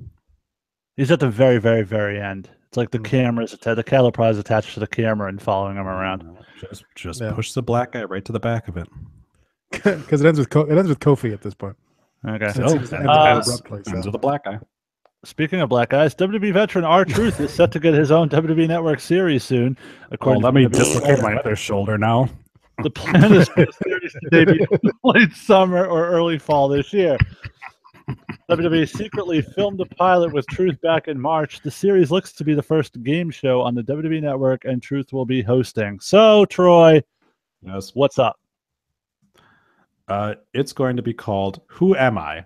And then he's going to have 3 people on every week who get to guess who he actually is. And nobody will ever guess that he's R-Truth because nobody fucking cares. Does the bonus prize go to whoever gets it the K quickest? Oh, that's a good one. I like that one. Let's see. Titus and Neil beat up. Map. All right. Braun Strowman is set to undergo an operation to repair elbow issues he's been dealing with. It was reported that he'll be out of action for around 4 to 6 weeks. Ambulance door.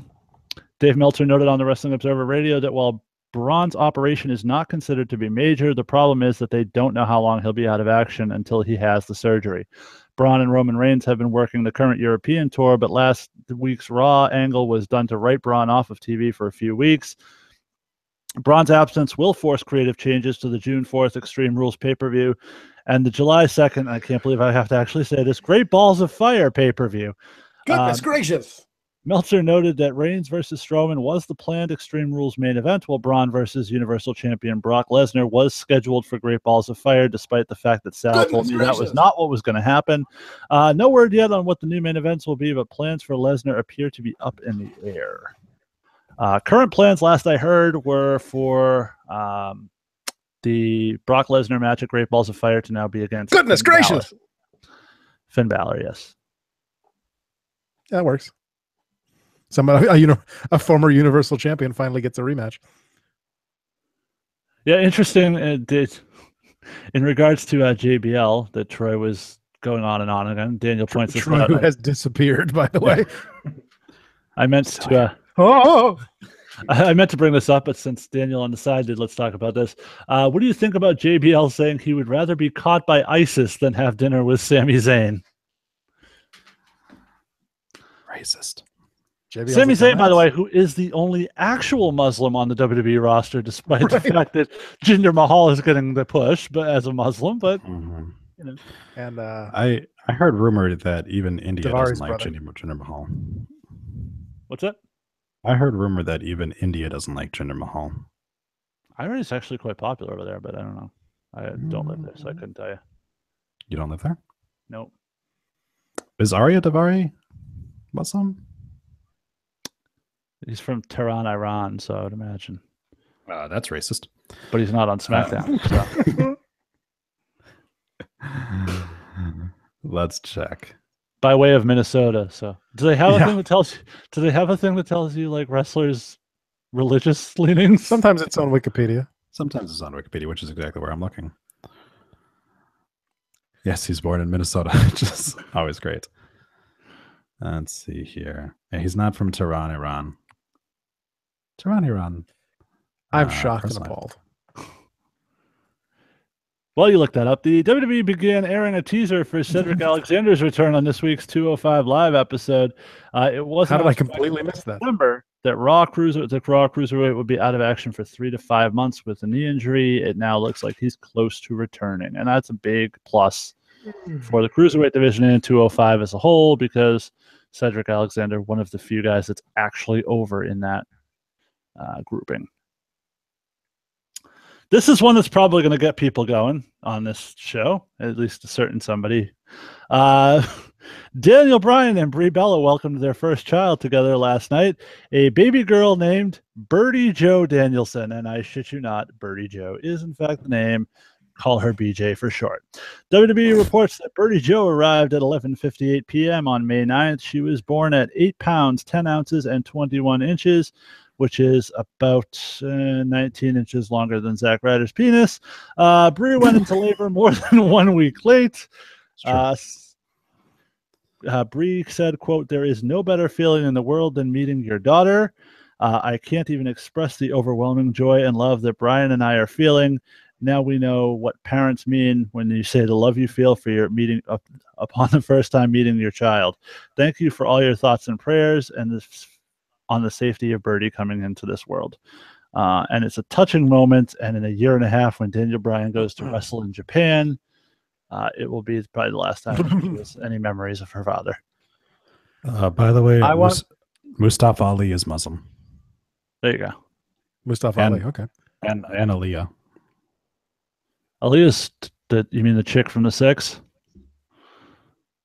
I'm sorry? That's what she calls herself, the chick from the Six. The one who had the slave. Because she's from Toronto. Okay, yeah, that one. She's an Arab.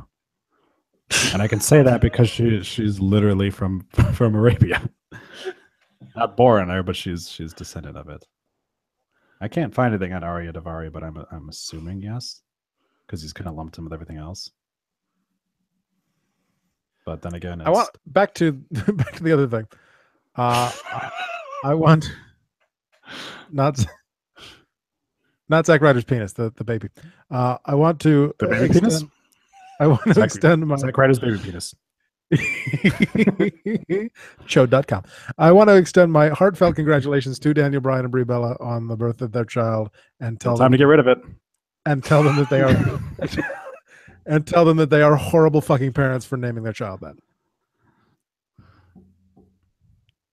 Should we do the Chris Berman's wife story? So only if Troy promises to make you die laughing just like you did during the Jan Ross story. Does it involve a Vespa by any chance? Fuck that guy. It was a head-on collision now. Yeah, both people are dead. No word on the wingspan of the person in the opposite car, or if either one could dunk. But what was it? What was that tweet? She could be all the way gone. Yeah. I thought for a hot second that was the one, but I don't think so. But it could have been. But her car was rumbling, stumbling, bumbling, crashing, and she's dead.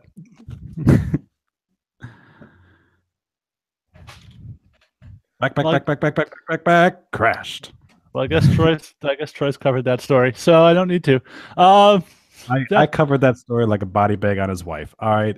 This would be the normal part of the show where I would pitch to Adam for this week's time traveling Adam tweet of the week. The very last one.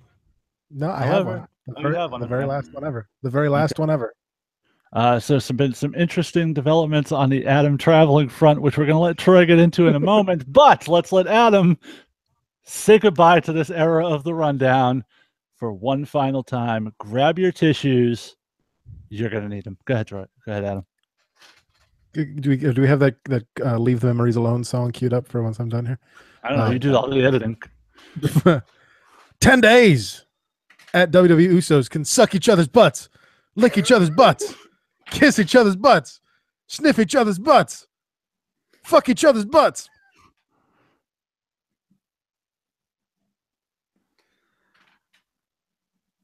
Did you die? Or are you like I just thought that was an appropriate moment of silence. All right, fuck Twitter. Go ahead.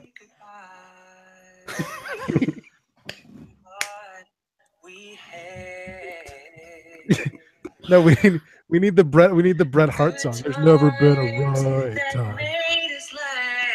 Don't get us in trouble with YouTube again. Sorry, you already did that one. Sorry. Is he going to show porn again? Because we never got in trouble for that.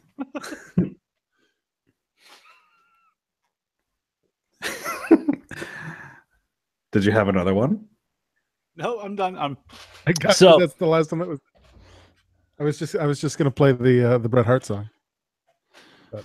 So now with that era of the rundown in the books, I feel it only appropriate to hand the floor over to Troy to explain why that will be the last time traveling Adam tweet of the week. Troy, have at it. So this morning I put out a tweet and the one that was just read on air, and suddenly noticed that my account was suspended.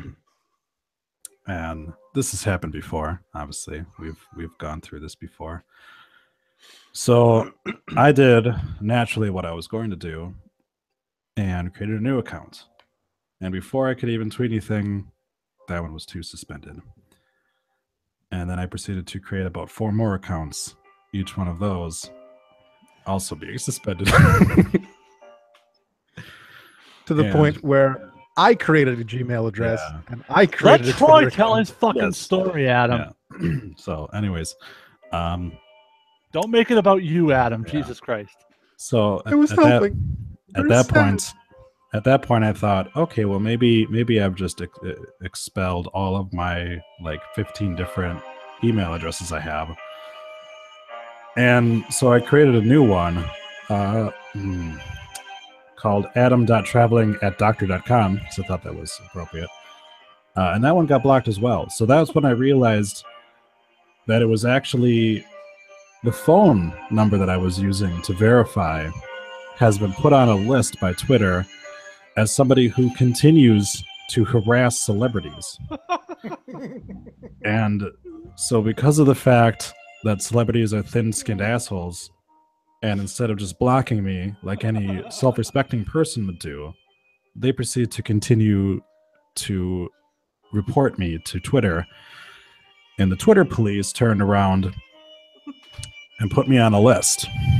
So not only was my phone put on a list, but my IP address on my phone and the IP address on my work computer also apparently was put on there, because everything I attempted, every account I attempted, is instantly suspended as soon as I create it as part of Twitter's new anti-bullying policy.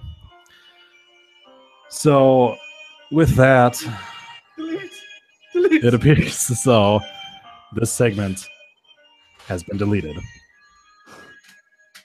I hope your regular Twitter doesn't get suspended just because.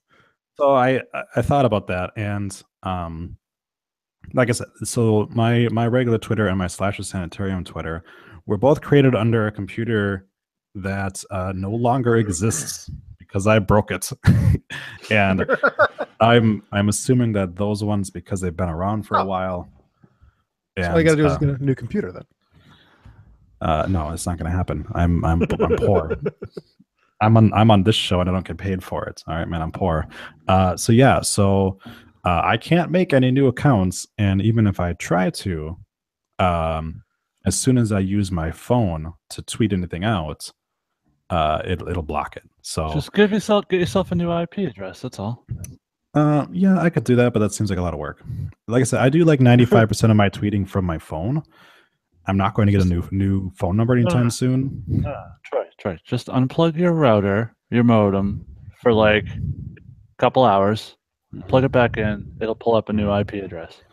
Yeah. See, the problem with that is, while I do the majority of my tweeting while I'm at work, and I have no Wi-Fi. All right, so go into the server room at work. No, I don't. Unplug the modem. No, idiot! It's a cell phone tower. I have to burn down the cell phone tower.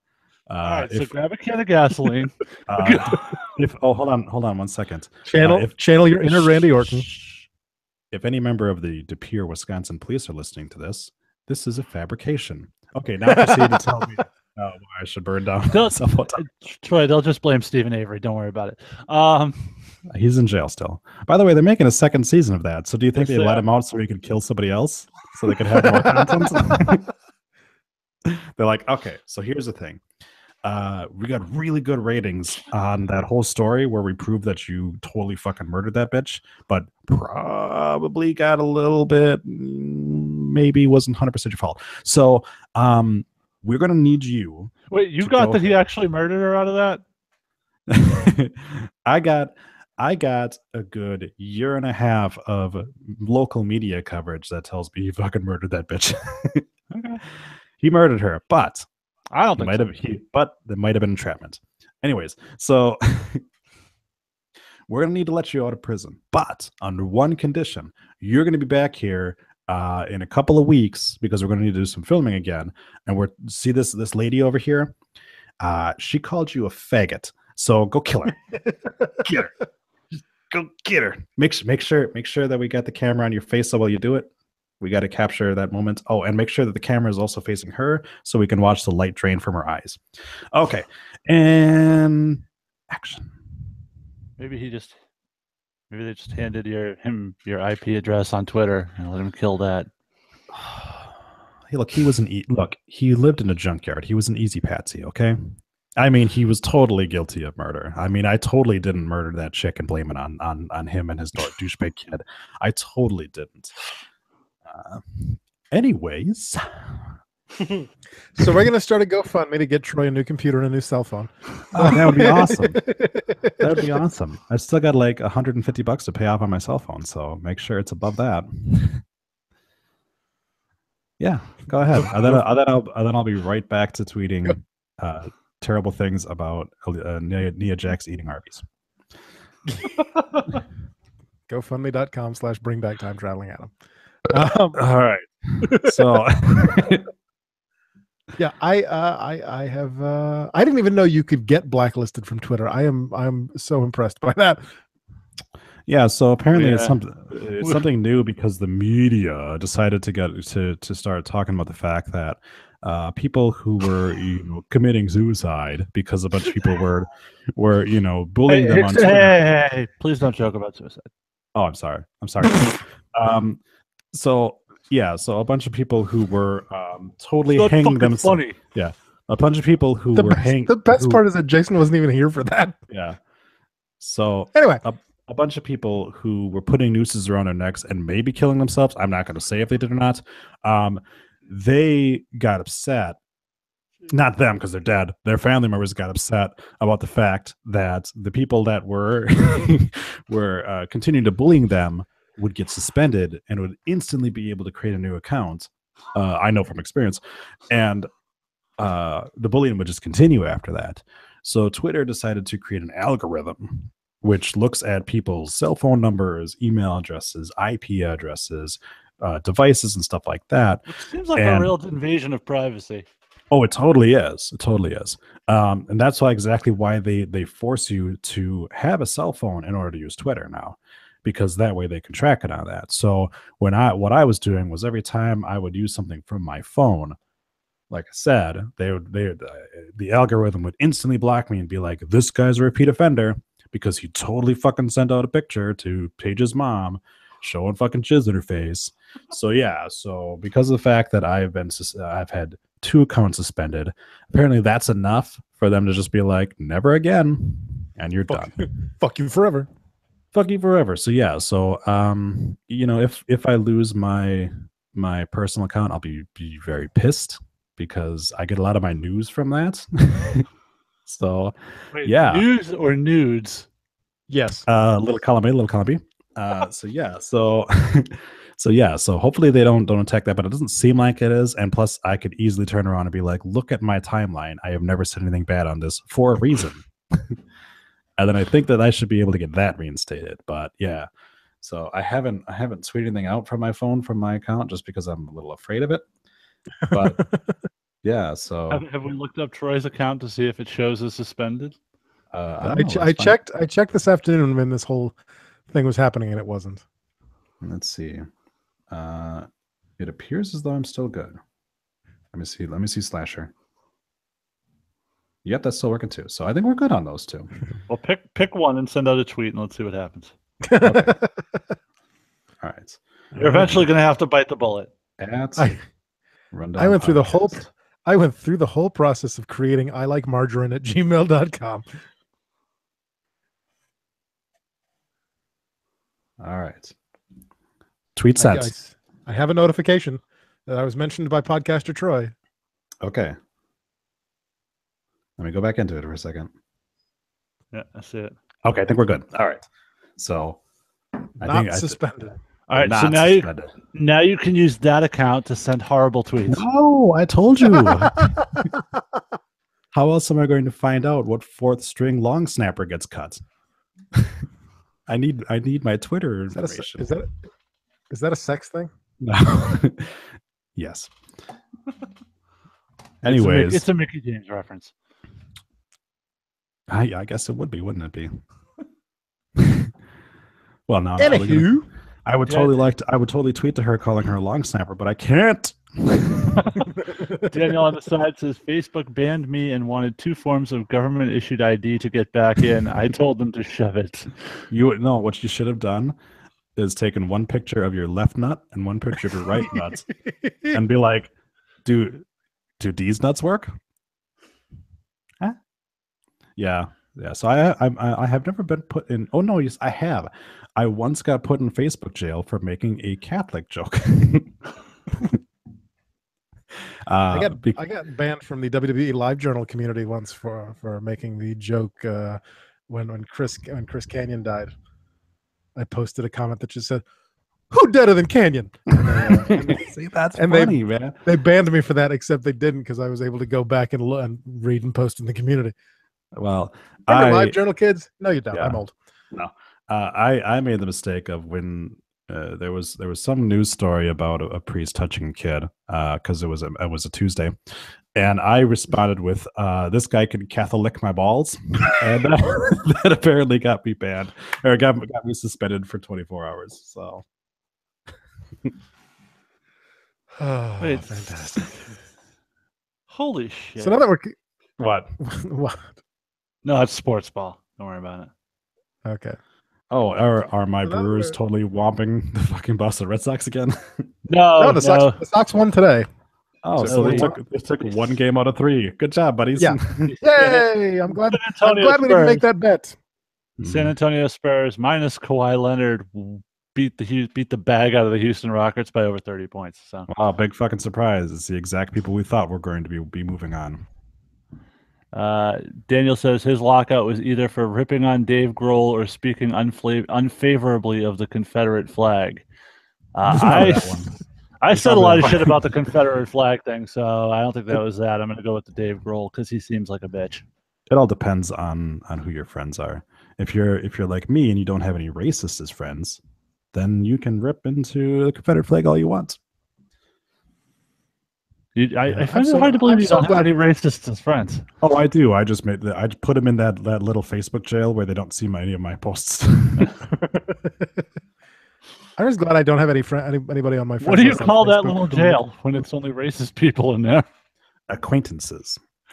I'm just glad I don't have anybody on my Facebook friends list who ends up on those dumbest asses on Facebook posts, where it's just the screenshots of stupid motherfuckers.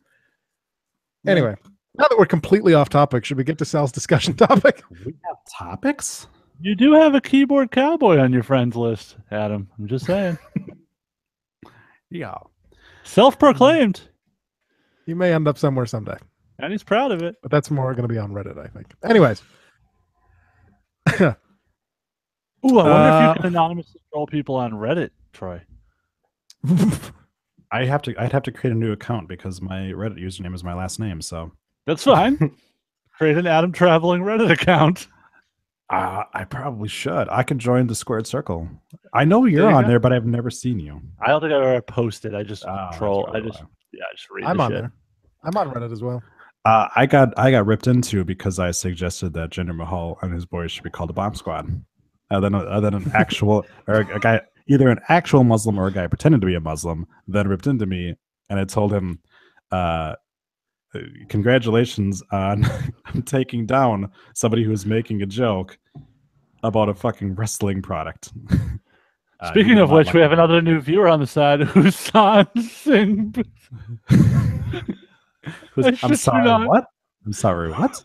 Try that again? Husan Singh Buhalar. I apologize for the pronunciation. We're from New England. We don't get many brown people up here. So 2 of you are. I'm from Wisconsin, which is pretty much whiter than snow as well. So. Same thing. Yeah. Did he have any offers for us? Potentially pills. He just said spam bot. He just said HLO. No stank ass this time. HLO. Can you prove you're not a robot? Actually, Troy, how did you enjoy interacting with CD Weekly Survey or whatever it was last? I feel like I'm going to have to put a disclaimer at the beginning of the show that like 1 hour 15 minutes to 1 hour 55 minutes, completely not about wrestling at all.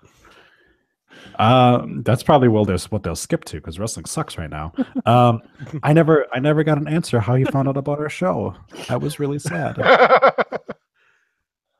This is the other reason that I'm glad Troy is on, because if Troy hadn't been on this episode, we would have been done like an hour ago. It would have been like a 45-minute episode. Because wrestling sucks right now, man. Daniel on the side says Jinder gets into a car wreck while on his dating app and calls it the Jinder fender bender while on Tinder. So close. Hey-o. It was close. Yeah, that's a solid C plus. B minus C plus.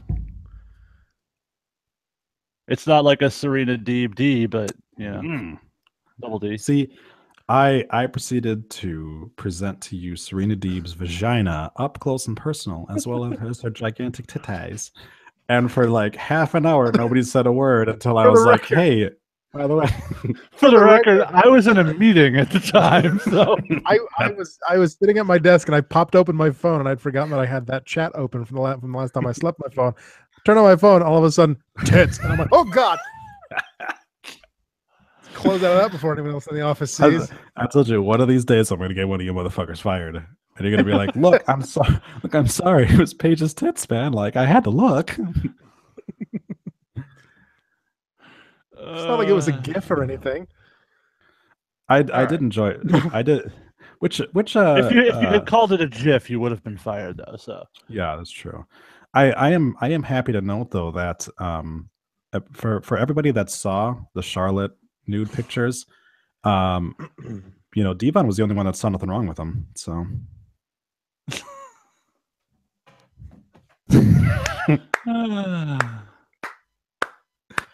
just saying. Anyways, as Enzo says, I'll put that lazy titty back to work. Yeah, I'll put it to work.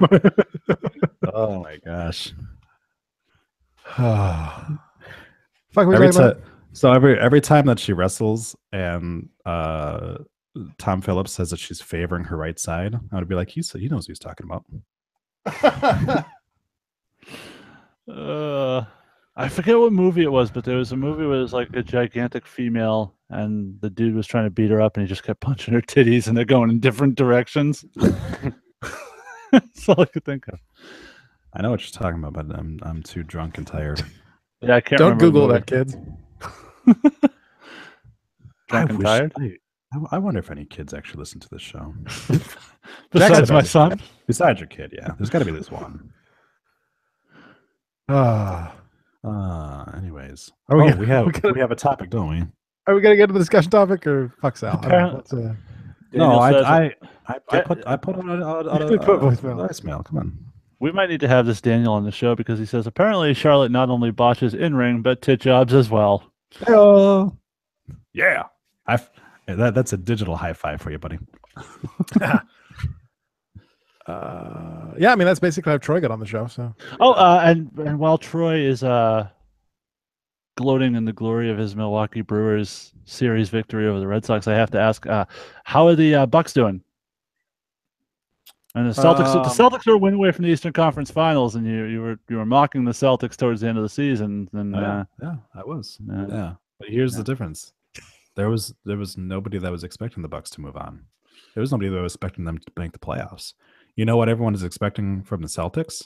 Eastern Conference Finals, which is where they're going to end up. Yeah, which is where they're going to end up. And you know what's going to happen in the Eastern Conference Finals? They're going to get swept by Cleveland. They're going to get swept by Cleveland. So they're going to get to the Eastern Conference Finals, have max cap space, and the number one pick in the draft. I think pretty much every team in the league would take that scenario.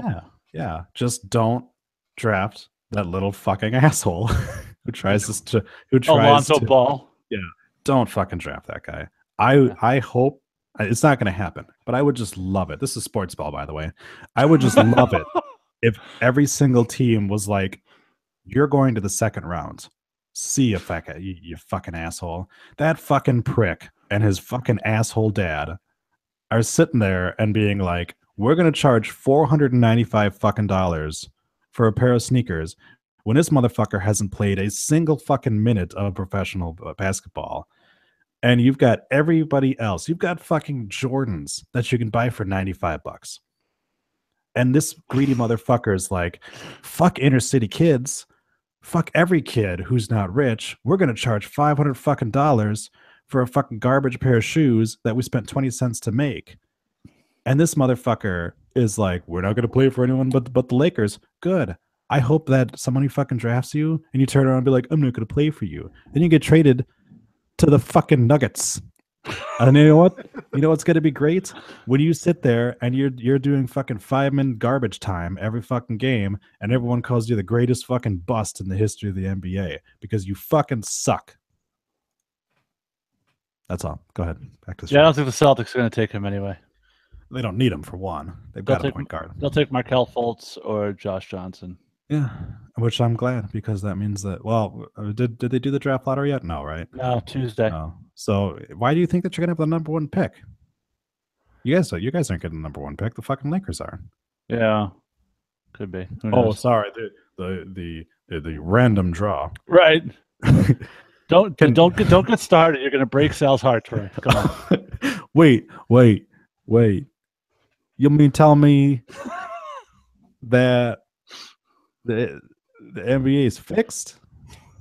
Yes, Taz. I need to tell you that there is fucking YouTube video upon YouTube video that proves the fact that this is a true statement. But why would they give the number one pick to the Lakers? Because the Lakers are the biggest market in basketball. And right now they're a garbage team and they need all the help that they can get. So despite the fact that they had the third worst record and they have a less of a chance of getting it than two other teams, they're going to get it because the NBA don't give no fucks. Sal says, when the fuck did I get Southern? Well, I can't do a fucking Boston accent without sounding like an asshole. So just do a Brooklyn accent. Bada boom. Something. You mean to tell me? I'm too drunk. Something. Patrick Ewing. Okay. Yeah. Sports ball coming soon to the Questionable Endeavor Network. No, it's not because Sal will be weeping in the corner by the end of it when we start dropping fucking knowledge on him about the fact that it's a little bit strange that Shaquille O'Neal was able to go to a team that definitely needed him when they didn't have the worst record that year. It's a random draft. It's a little bit strange that right after LeBron James left Cleveland, all of a sudden they've got 2 number 1 picks in a row, despite having almost no odds of winning the number 1 pick. It's weird, isn't it? Funny how that works out, isn't it? You know what else is kind of funny? Oh, you remember that year that both Portland and Seattle were contemplating leaving their cities, and they ended up with the number 1 and 2 picks in the Greg Oden, Kevin Durant draft? Yeah. Remember when LeBron James was coming out of high school and the Cleveland Cavaliers got the number 1 pick so he could stay in Cleveland? And they're like, yeah, do you remember when the New Orleans Pelicans came about? And they're like, well, you're like the 5th worst team, but somehow you're going to get it, and you're going to get this guy with a fucking unibrow. Oh, yeah, you mean that year the NBA owned the team? Yeah. Yeah, weird how that happened. Yeah. Anyways, sorry, Sal. Yes. Anyways, so sorry all the listeners who tune in for wrestling talk. Yeah. Oh yeah, bring it back to wrestling. Shaquille O'Neal didn't show up for WrestleMania, so come full circle. Anyways, welcome back, Adam.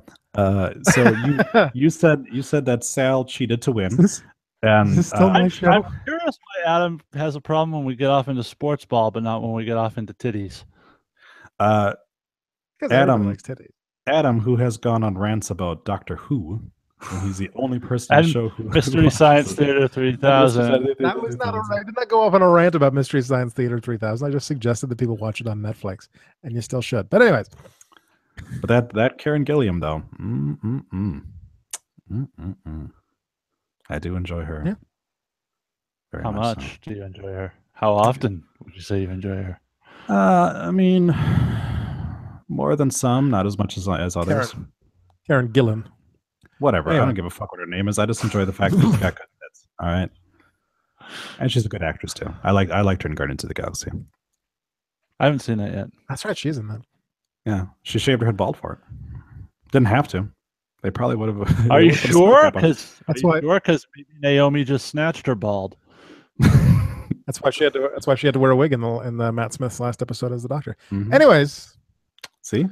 We can go off on different tangents too. I can start talking. I can start talking about fucking Beetlejuice like I was supposed to be tonight. I tried that on the 10-15 club. It didn't work.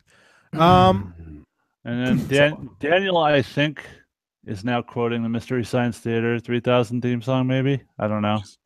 I don't watch the show, so I couldn't tell you. What is this comment? It says something like, in the not too distant future, next Sunday AD, there was a guy named Joel, not too different from you or me. He worked at Gizmotic Institute. All right, stop. Dude, no fucks are given. Really. He did a good job cleaning up the place, but his bosses didn't like him, so they shot him into space. Anyway, Sal won the week this week. So Sal decided that videos hyping people up didn't earn points.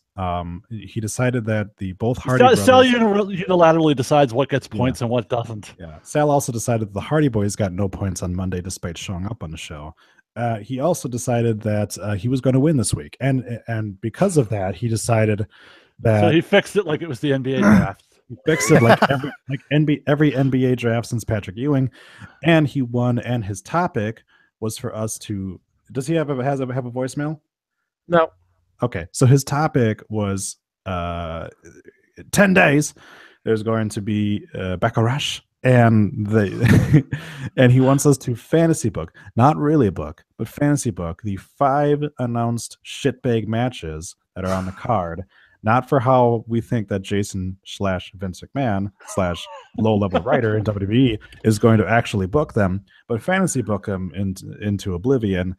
And so I, not expecting to be on the show until I got fucking hounded like I hound celebrities on Twitter. Oh, wait, not anymore. I made a voicemail, which Adam will play if he's got it queued up, and I'm going to continue to... I say fuck it, do it live, Troy. But my voicemail, I enjoyed it. I thought it was funny. Let's listen to it, and then I will say it live. Hey! Troy, I don't want to do this shit, but Sal won, even though I think he cheated. And so he wants us to fantasy book a Baccarat.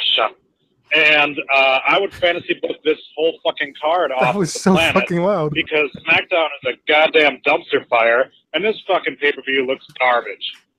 I'm in a foul mood because I got fucking suspended, all the way suspended, meaning I cannot make any new accounts at all with Twitter because celebrities are fucking crybabies.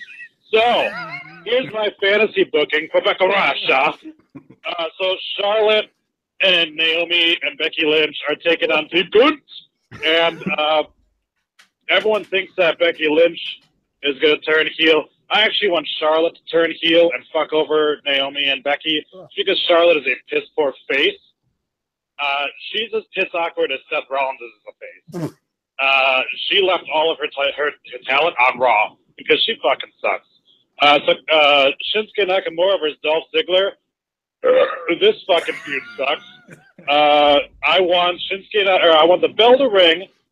Kinshasa, 1, 2, 3. Get this fucking match over with. Move on to something better. Kevin Owens versus AJ Styles. I guess. I mean, if I'm serious, I just want Kevin Owens to go for the world title. So I want AJ Styles to win the U.S. title. And that way Kevin Owens can go and take the fucking belt away from Randy Orton. More on that in a couple of seconds here. The Oozles will be taking on the Fashion Police, Fabrice. And as much as I'm not a huge fan of the Usos, and fuck you guys for making each other laugh while you're supposed to be bad guys, I don't want to see Breezango as the champions unless they're actually named the Fashion Police. So I'm going to say the Usos retain, and then DIY comes out, runs fucking roughshod over all of them, and we get DIY versus the Oozles.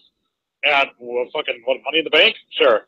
And the final match, Mr. Randall, I shit in your bag, Orton versus the Bomb Squad. I'm going to say Randy Orton via RKO out of left field, and because everyone can see it coming, in a glorified squash match to put the transgender back in his place. So that is it for me. Tune in Wednesday. See you. that the best voicemail we ever had on the show? It might be. No, I'm pretty sure I was I never drunk then. So goddamn loud. Everyone always complains about me being too quiet. So I was already full of piss and vinegar. Wasn't drunk yet. I'm now. And I was just like, fuck it. I'm just gonna scream this shit out. Because if I learned anything from the Usos, it's that volume equals passion. All right. Well done. So Jason, how do you fantasy book this Bakarasha? All right. Well, first off, you left off the kickoff match, so I'm gonna start there. Mojo Rawley versus AIDS. I wonder because I didn't give a fuck. I'm rooting for AIDS in that one. Well, if he continues to fuck little boys, he might just get it. So I would open with probably the tag team title match. I think that gives you a hot open. Are we still talking about Mojo and his kids? No. The other one you could open with is the women's match, but I think you want to save that just to kind of balance out men versus women on the show since there's only one women's match. So I would open the tag team match. I would put the titles on Breezango because I think they have some charisma, can actually make people care about those titles, which is something people haven't done. Though I agree with Troy, and as I've been saying for months, they should be called the fucking Fashion Police because that's a thing that needs to happen. You're right. Yeah, I just saw some Impact Wrestling spoilers. Okay.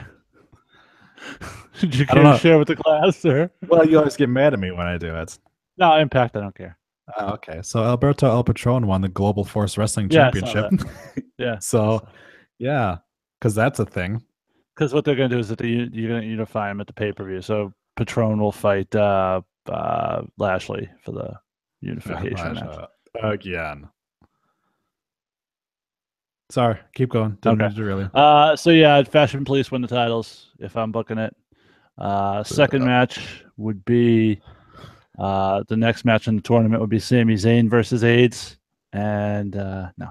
What would I do second? Probably guess at that point you go Nakamura, Ziggler.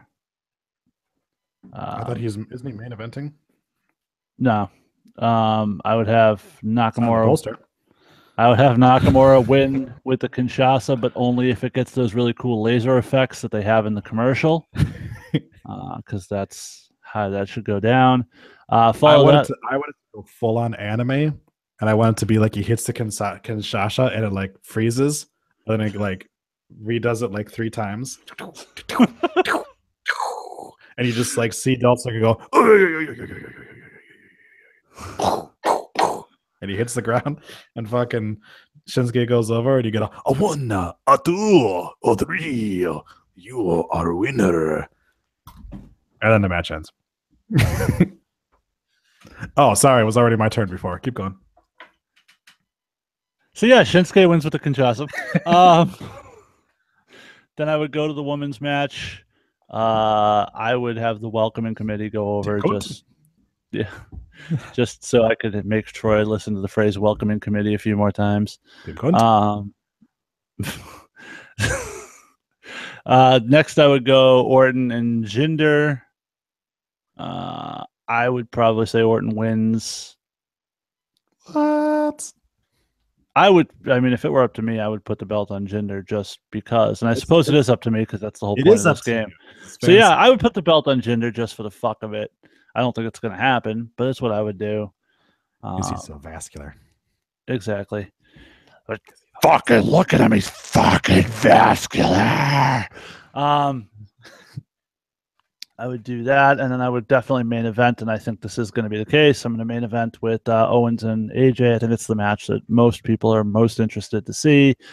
SmackDown has taken all of their main event talent and put them in the picture of their secondary title, which is always amazing booking. And the result is that we've got Jinder fighting for the World Heavyweight Championship. I would have Kevin Owens keep the title. I don't think he wins it back that quickly just to lose it. Plus, you know, I'm enjoying the Face of America gimmick. So, well, this is what happens when neither of your shows have world champions. Well, SmackDown has one. He just is Randy Orton. Yeah, so they pretty much don't have one.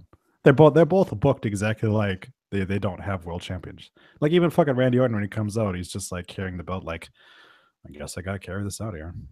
All right, well, here it is. Daniel says Nakamura and Styles at Wrestle Kingdom, great match. Yeah, I've put that over on here a few times. And Jinder getting a clean pin on, what is it? Pretty much cements Orton retains. Yeah, on SmackDown. Yeah, Jinder got the pin, but we've seen in the past recently where it's been one more show. The guy who the go home show non-title match has been winning. Yeah, but this wasn't the go home show yet, so we still have to see if Jinder goes over again on the go home show. Then you know who's winning in Manchester, and I don't get to go to it. Oh well. Didn't Alexa beat Bayley on Raw before she won the championship at the pay-per-view? Yeah, because that wasn't the original plan. Because the original plan was for Bayley to get. No, it's not. Yeah, that stuff doesn't happen like it used to. It used to be that case. Well, 100% you knew watching a go home show who was going to win on that thing, and every once in a while they throw you for a curve. Now it doesn't fucking matter, right? Because they don't even know. True. They don't know 5 seconds before they walk out there. All of a sudden it'll be like fucking Jinder Mahal will be walking out and Vince will stop him, feel up his muscly arm, and be like, "You're winning the title, boy." And then he'll be right as he's walking out. That's when the decision will be made. I was gonna put the fucking belt on you, pal, but god damn if I don't want to cover up those abs. Is that why Cena wears it like a scarf? Anyways, yes it is.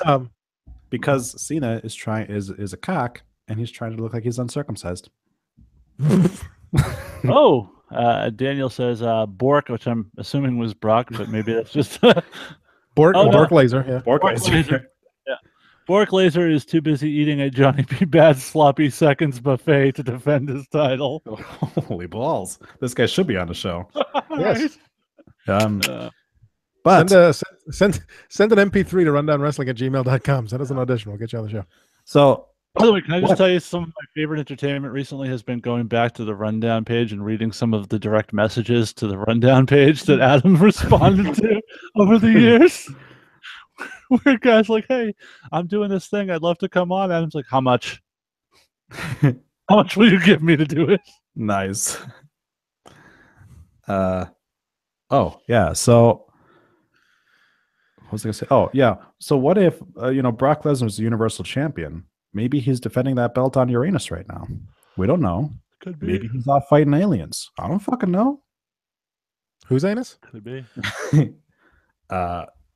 Sable's anus? Sable's anus, yes. Well, just remember that Naomi will stick her fingers wherever she wants. Do you think whatever Uso she's fucking just like jizzed at that point? What are you trying to say? You can't tell the Usos apart? Fucking... I can. I just don't remember which one's married to her. Because I heard somebody on the show do a pretty significant rant about not being able to tell the Usos apart today. How could I not, dude? How could I not bring that up? When I noticed it I noticed it when it happened. I paused it and I'm like, wait. I was like, first of all, I can see the tattoo on his titty. I'm like, I know that's Jay. Did he just call him Jimmy? I rewound it. I listened again. I was like, he did just call him Jimmy. So I put it in my notes. And then I kept listening. I was like, now he's got the other ones thinking it's the other Uso. Like, this is my problem is like, we're going to get JR calling the UK tournament. I hope we don't get 2012 to JR because he's fucking garbage on NXT. The guy doesn't care. I couldn't believe it. I was like, man, I used to love this guy. Like, he really doesn't care. Mean, if the Red Sox took Dave O'Brien and told him you're going to go be the announcer for the Pawtucket Red Sox, he'd probably be like, fuck you. I don't really care. And he's not the only one. Like I said on this most recent episode, all of a sudden we got some fucking balls out story from William Regal talking about biting someone's eyeball out. And I'm like, what the fuck is this show? Although, I have to ask you, did you listen to the sit-down that came out this week? I haven't had a chance to yet. I've been very busy. Okay, when you listen to it, listen. At a certain point, Wagner comments about an interaction with Jim Ross. Okay. Keep that in context. All right, I'll move it up my playlist. Okay. Oh, I think it's Adam's turn. Am I still doing this? Am I still here? Yes. Sports Adam, ball? it's your turn. Aaron Hernandez isn't a murderer anymore? Fantasy. Sorry. He's still a murderer. He Technically, murdered himself. technically murdered himself. Yeah. Yeah, technically he murdered himself. I would open with the tag title match. But he did put the Patriots back on the hook for his signing bonus money, which is delightful. Yeah, that's going right to drugs. Sorry. Proceed, Adam. You would start with opening Mojo Rawley's asshole. Go for it. Yeah, Mojo versus AIDS. Go ahead, Adam. Mm-hmm. I would start with the tag title match. I don't just get AIDS. I stay AIDS. What? I don't get infected. I stay infected. What the fuck is going on? Well, we do know that Mojo, he does have that HIV positive attitude. Goddamn, pal, stick a camera down his throat. We'll do AIDS versus cancer. See who wins. I am so lost at this point. I just want to throw that out there. By the way, just because of the I'm literally going to have to Google later. Does Mojo Rawley have AIDS? Because I'm completely confused. No, Mojo. I talked to the doctors, Mojo. We got good news and we got bad news. The bad news is you got AIDS. Good news is you got cancer, and the cancer's eating your AIDS, so you should be okay. By the way, AIDS equals aid in English. If you're wondering. Right. Oh boy.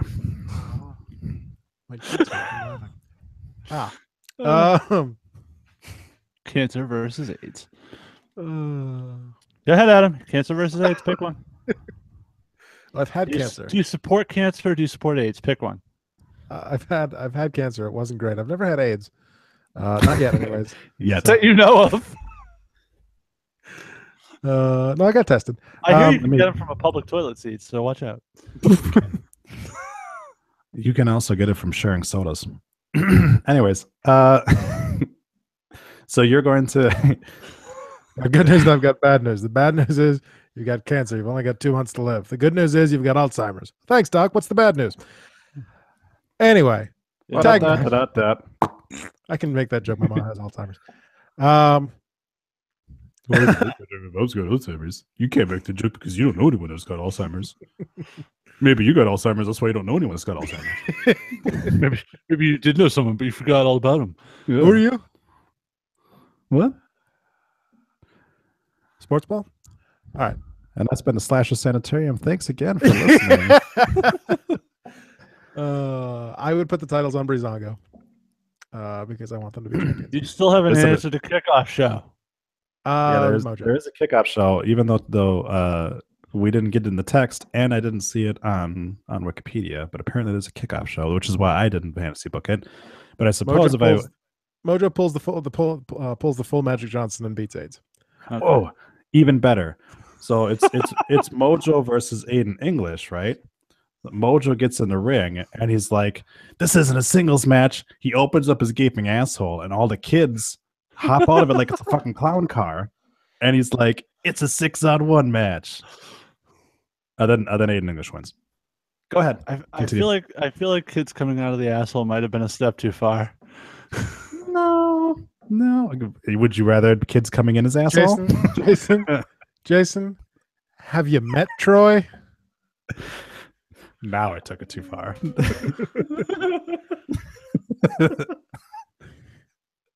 That does it for the rundown. For the no.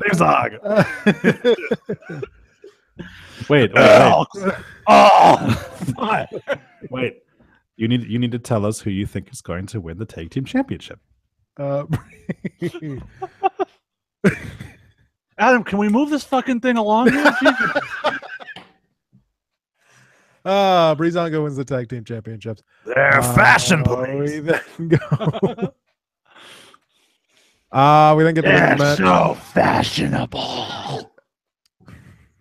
AIDS on fire. There you go. We then Stop stealing my gimmick, motherfucker. then the women's tag match. I'm also going to go with the welcoming committee there. Put some Team Cunt.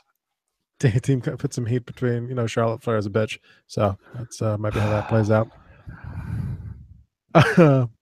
Then I'd say we'll maybe Charlotte wouldn't be so upset if she just got a little more support.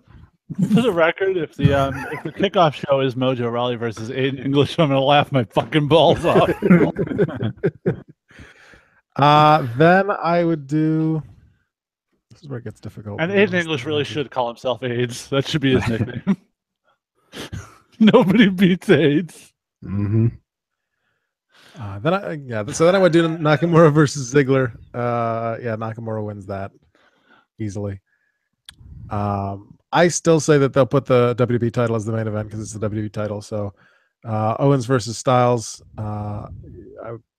Like you said, keep the title on Owens because that's where they're going with that gimmick. And I would also put the title on Jinder, just to fuck with the internet. But that would be my backlash. Jinder versus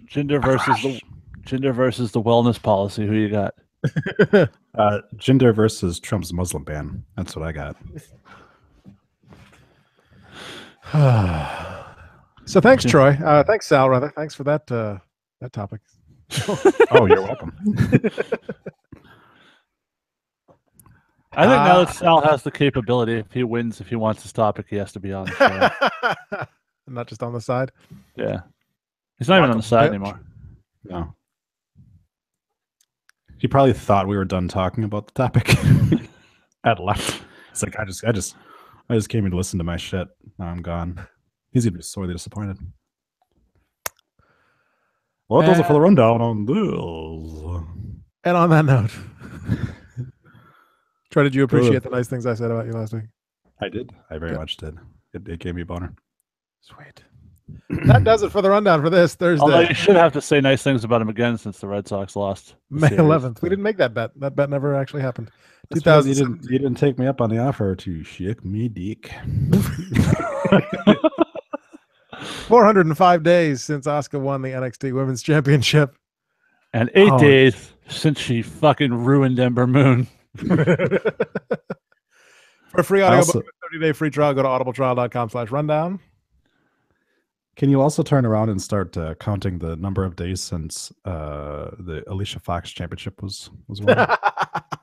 And if you're interested, it's not just the rundown that does the Audible trials. Pretty much every podcast does, so have at it. Go to audibletrial.com/Charlotte's New Boob Job for a free audiobook and a 30-day subscription to look at her misshapen boobs.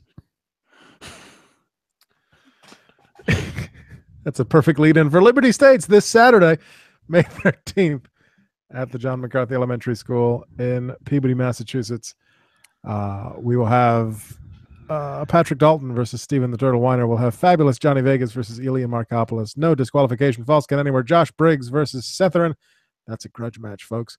Sounds like there might be some limits to that match. Christian Casanova defends the Liberty States Heavyweight Championship against Chase Del Monte. And a one-night four-man tournament to determine a new Liberty States No Limits champion. Brandon Locke versus Dean Ortiz, Todd Sobel versus Dick Westgate. The two winners of those two matches will face each other for the No Limits title. In a match. Wait until Billy Corgan runs in and steals the title back for NWA. I need this. It's mine now. We made that joke last week. I'm sorry. I'm sorry. Speaking of Jason, what's happening next Saturday? We have APW back in action. Boys and Girls Club, Salisbury, Massachusetts. We've mentioned the tag team titles just announced this week. The Main State Posse going to be part of that tag team championship tournament. Very impressive team. You do not want to miss this. Come out, check it out. APW Atlantic Pro Wrestling on Facebook for more information. Also next Saturday. And by the way, can I just say something? Because I don't ever let you do these things without interrupting anyway, so I'm going to do it anyway because I can. I don't even know why you ask. I'm listening this week to the end of NXT Revisited, and Troy tells people to tune into the rundown for all the goings on in New England wrestling. We cover the fucking WWE, dude. No, that's me. Like I said, peel behind the curtain. What I do is I look at the most recent rundown episode, and I read everything that he puts in the little thing, but I skip over all the craziness with Liberty States because I record much like the actual product. I record those episodes in advance. I'm not actually sitting here and recording every Wednesday then putting it up.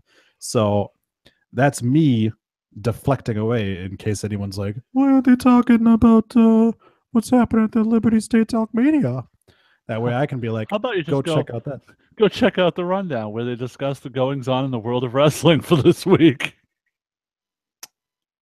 No. Because you're telling people we're a New England only wrestling podcast, which is not necessarily going to drive people to listen to the show. Here's the thing. It's already on the feed. They're already subscribed. I'm planning ahead for the day when Troy Big Times us and busts out on his own. Well, you don't sit there and let me talk about Wisconsin Pro Wrestling, so have at it. Well, I don't know what their card is right now. Hold on a second. Let me find it. I'd love to know who's wrestling in Wisconsin. I assume it's Aaron Rodgers versus Giannis Antetokounmpo. No, Giannis Antetokounmpo. Something Bruce City. Head. The Beer City Bruiser. Here we go. Bruce City Wrestling Retribution will be happening soon. Go to BruceCityWrestling1.com because apparently Bruce City Wrestling was chosen. Bruce City BCW Retribution is in 7 days, March 19th. See. One second. The franchise dysfunction versus the BCW heavyweight champion Max Holiday. Check out Beer City Bruiser as he faces off against Brandon Blaze. I was joking when I said Tag Team Warfare Junk Food takes on Derek St. Holmes and Aesop Mitchell. The AIWF Women's Championship is on the line as Stacy Shadows takes on Lena D'Oro. And the BCW Women's Championship, I don't know why they have two different women's championships. Sierra, the current champion, takes on Vanessa Azura. Oh, Sienna? That's not a bad name for the show. Card is always subject to change, but yeah, go to BruceCityWrestling1.com and check out BCW Retribution May 19th in West Dallas, Wisconsin. Tickets on sale now. Troy Talks Wisconsin Wrestling is my new favorite segment on the show. I'll just keep Googling a random one. It just narrowly beats out Adam gets berated by his wife. Also on the 20th of May, Lucky Pro Wrestling presents Spring Village Stampede at the Clark Memorial YMCA in Winchendon, Massachusetts. Get lucky! Announced for that show a Stampede Battle Royal, a Come As You Are, Anything Goes Over the Top Rope Battle Royal for the Bunkhouse Trophy. The Punjabi Lion Robo. Come as you are or come where you are? Yeah, both. The Punjabi Lion Robo taking on Steve Off, Dan Terry versus Tyler Nitro, LPW Tag Team Champions, the Aristocrats taking on the Heavy Hitters, and former WB star Guido, aka Nunzio, taking on Anthony Green. I believe that is a title match for the Hard Knocks Championship.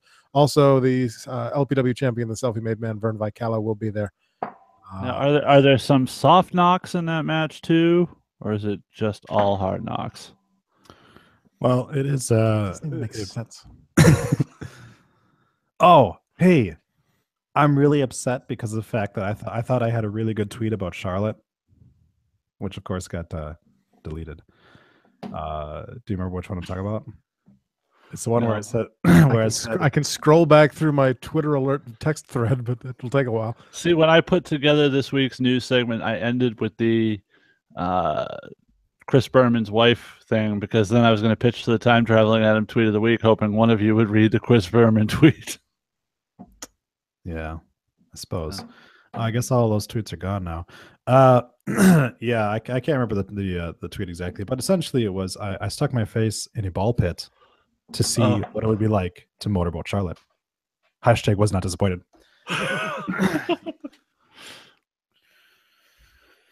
Are we done with plugs? Nope.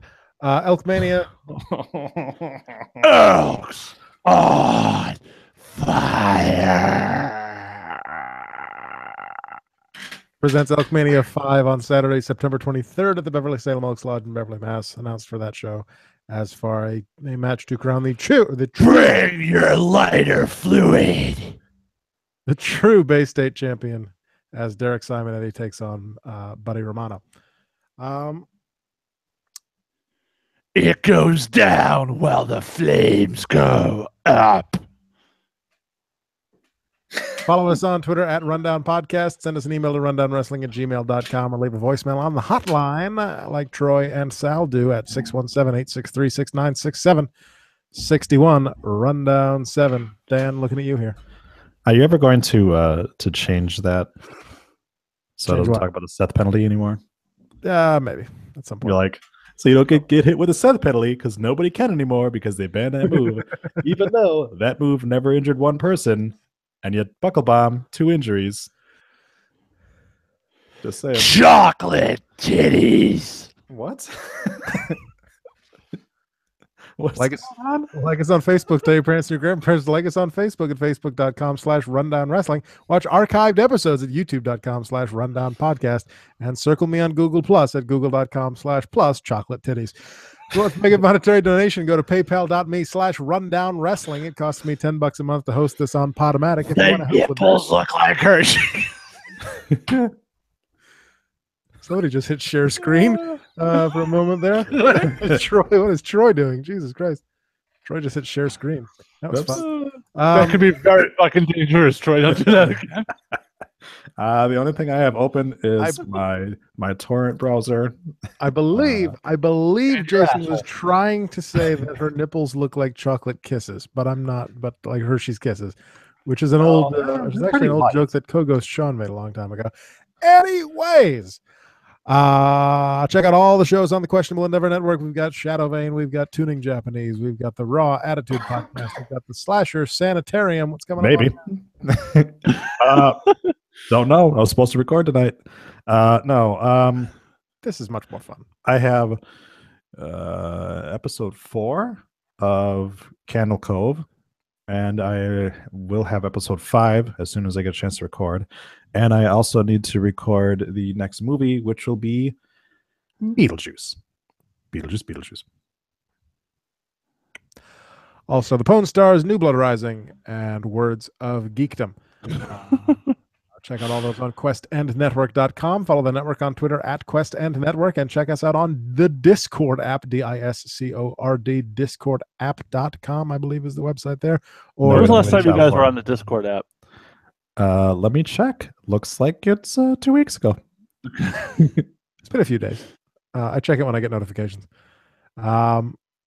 Search for us on iTunes, Stitcher, Google Play, Podbean, or Podomatic under the Rundown Wrestling Podcast. If you subscribe, you get the podcast delivered to you absolutely free each and every week for $0.00. If you cannot afford a monetary donation, leave a 5-star review on iTunes because that helps other people find us. If you leave a text review, we'll read your name and your review at the end of a future episode. Thanks to everyone for listening. Thanks to everyone in the chat room. Can you give us a list? Life is like a box of...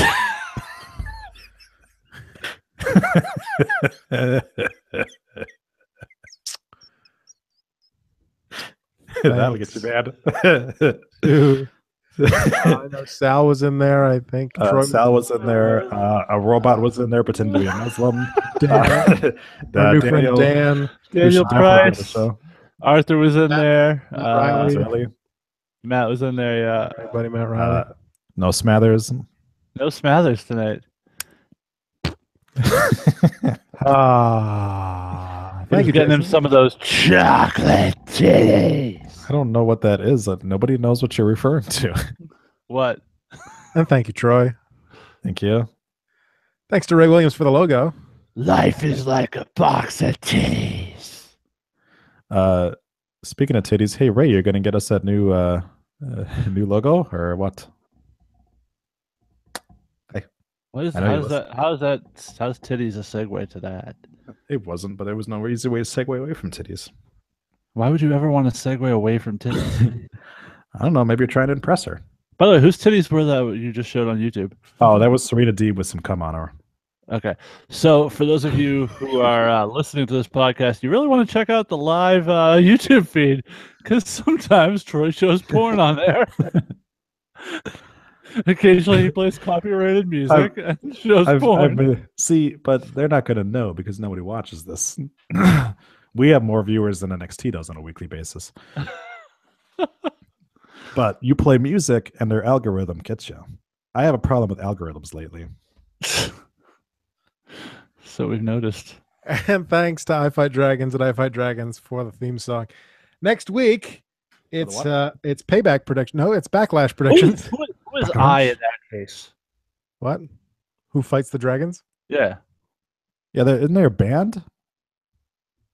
So like, there's a couple of them, right? I mean, goddamn, we're gonna have a fucking match. We gotta know who's fighting the fucking dragons, pal. Yeah. Is it just the lead singer and the rest of them are just like kind of back him up, or is it the entire band and they're all like that's their like chant as they go throughout history? I fight dragons.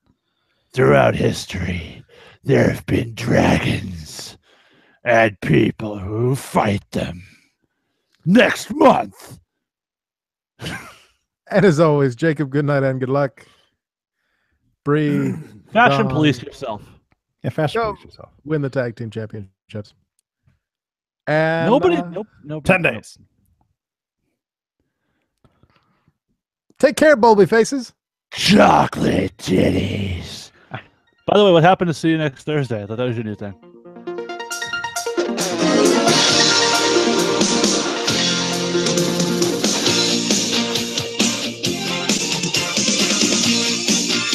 Takes too long for the lyrics to come in. I should have started it earlier. What is going on? Wait for it.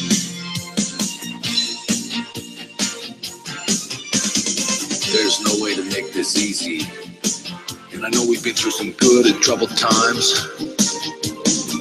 There's never been a right time to say goodbye. But if I stay, she'll only see right through me. And then that look of shame inside my eyes.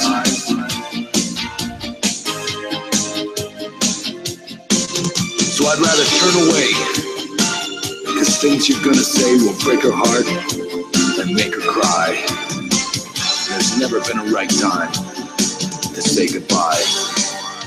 To say goodbye.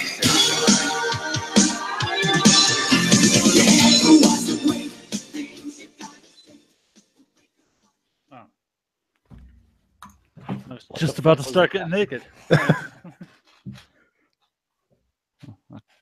No idea what the fuck that was. I wanted to play the shitty Bret Hart love song because we talked about it earlier. So he's saying goodbye to time traveling Adam. Oh, I thought that was Troy playing that. No, I don't know what the fuck that was. So stop.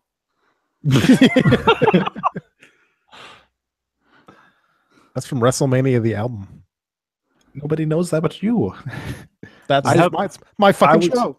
I was waiting for it to be like chocolate titties or whatever like that to explain what the hell I've been blathering on about, and it's some fucking dumb Bret Hart song. It's never been a right time to say goodbye. Oh, you haven't listened to the Pritchard Show, huh? I don't listen to that asshole. You should. It's awesome. Why? It's awesome. Why should I listen to him? I listen to like 15 wrestling shows. Yeah, but this one actually tells you like what was going on backstage at fucking major WWE events. I don't want to hear about him being a cunt to everybody. No, he doesn't barely ever talks about himself. It's mostly about him making fun of Vince and Patterson and Briscoe But that's where that came from, because there was the famous thing where Jackie ripped her top off. Mm-hmm. And so the guy who hosts it says to him, what would Vince say when he's trying to explain to Jackie what he wanted? It's just chocolate titties. Lovely. so our audience of like 70 people, you may have gotten like 3 people to know what the hell you're talking about. Doesn't matter. Chocolate titties is always funny. No, I'm not saying it wasn't. I just didn't understand what the fuck was going on. Sometimes it's funnier if you don't understand it. That is true. Did Adam leave? It's 10:21. I'm going to assume I'm not going to be able to record anything tonight. So do I even need to sign into Skype this week? Do you need to do what? Last week I signed on to Skype, and then they both emailed me their files. Well, what do you want me to do? Whatever. Do you want me to get on Skype? I'll get on Skype. Well, if what's Jason gonna do? That apparently.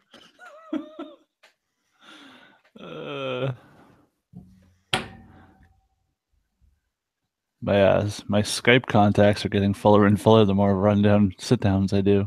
I'm assuming that we're doing Skype since he's talking about it. So let me just open that up. Well, we're committed now. Yeah, I contributed $9 to the show and bought the pro version of that fucking software, Adam. So Thanks, buddy. Of what software? The Skype recording software I use. You know, I probably could have hooked you up with a key card for that. It's all right. It's $9. I'm not worried about it. But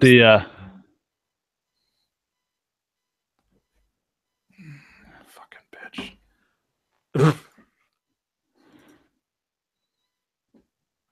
What? I guess the other one was recording in stereo, so it was causing Adam a problem. No, it wasn't recording in stereo. It was recording you on the left channel and Wagner on the right channel. I fixed it, though. If you're using headphones, then it sounds really fun. I fixed it, though. I'm looking through the voicemail transcripts to see if there's anything good. So I switched it to mono, so it says that should fix that problem.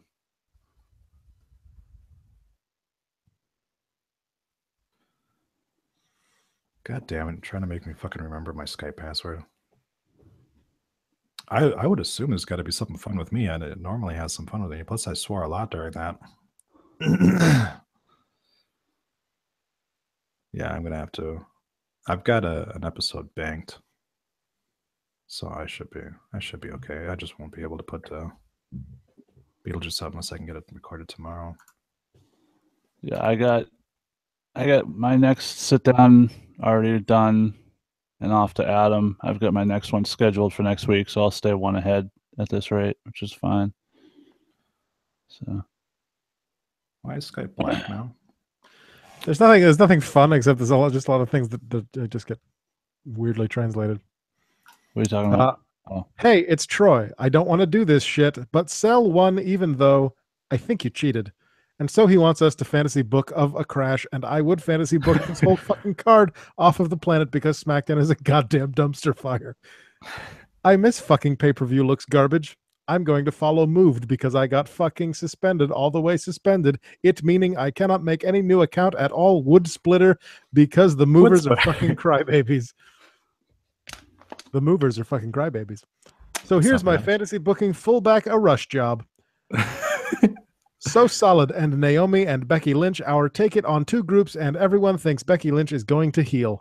I actually want Charlotte Turnkey land fuck over Naomi and Becky Chica Charlotte as a piss poor face. Chica Charlotte. It's just awkward assessor. Owens, this is a face. She left all of her tell her to talent. I'm wrong because she fucking sucks, so since I can more. Over adults, Ziegler, hey, this fucking feud sucks. I want since Kedar. I want the builder in Kansas 1-2-3. Get this fucking match over with. Move on to something better. Kevin Owens versus AJ Styles. I guess I mean, if I'm serious, I just want Kevin Owens to go for the world title, so I want AJ Styles.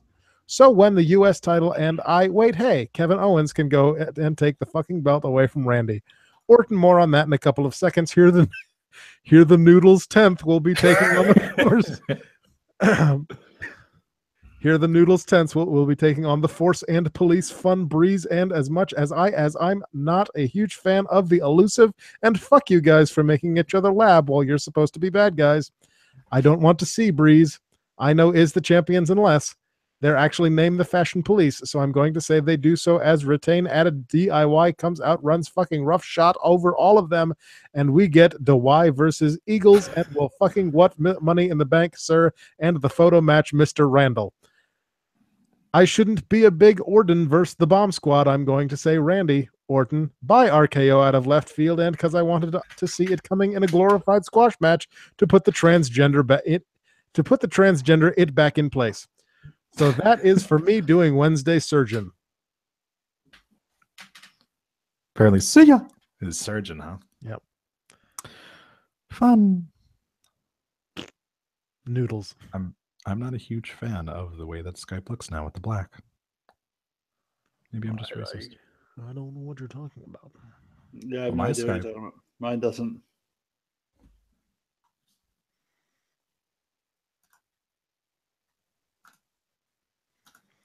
How can we get everybody in the show in the main event that everybody wants to see you? Then you know Ty Dillinger was in a Dark Man. There. Was in a Dark Man? Well, that's Black. a little strange. That's a little weird. That does not look right It's black. at all. Let's see if I can change the settings. I just looked up and I didn't realize Troy was doing a screen share. What the fuck? Oh, look, I can. Ah. Where'd it go? Where'd it go? That's a lot of shit on your desktop. These right here are my auditions for Andy, which it won't accept me for anything. This is a game called One Shot. This is Legion if I decide to do Legion. You only get one shot. That's exactly what that is. Do not miss your chance to blow. Yeah, this is OTP. This is Out of the Park Baseball 18. This is The Witness. OTP, how can I explain it? Take it frame by frame it. This is Don't Starve Together, Oxygen Not Included, SCP Contamination, Stardew Valley, Slay Away Camp. Those are all games. Then I've got Yoga Hosers, if I ever decide to do that, because it's a terrible movie, but even though I've never watched it. Here's Channel Zero. Here's Freakish, if I decide to do that next. Here's a bunch of comics. We're still broadcasting, by the way, so don't bring up the porn. I was about to, because I think you said something. I was going to say, where's the porn? Yeah, here's TEW 2016. This is my daughter. The porn is my other daughter. The porn is in the folder that says podcast music. Podcast music has actual music in it. Here's all my intros and outros. Come on, Troy, which one has the porn? Let's go. The emulation here. Here's all my different emulators and my different ROMs and the PS4 folder has a bunch of porn in it.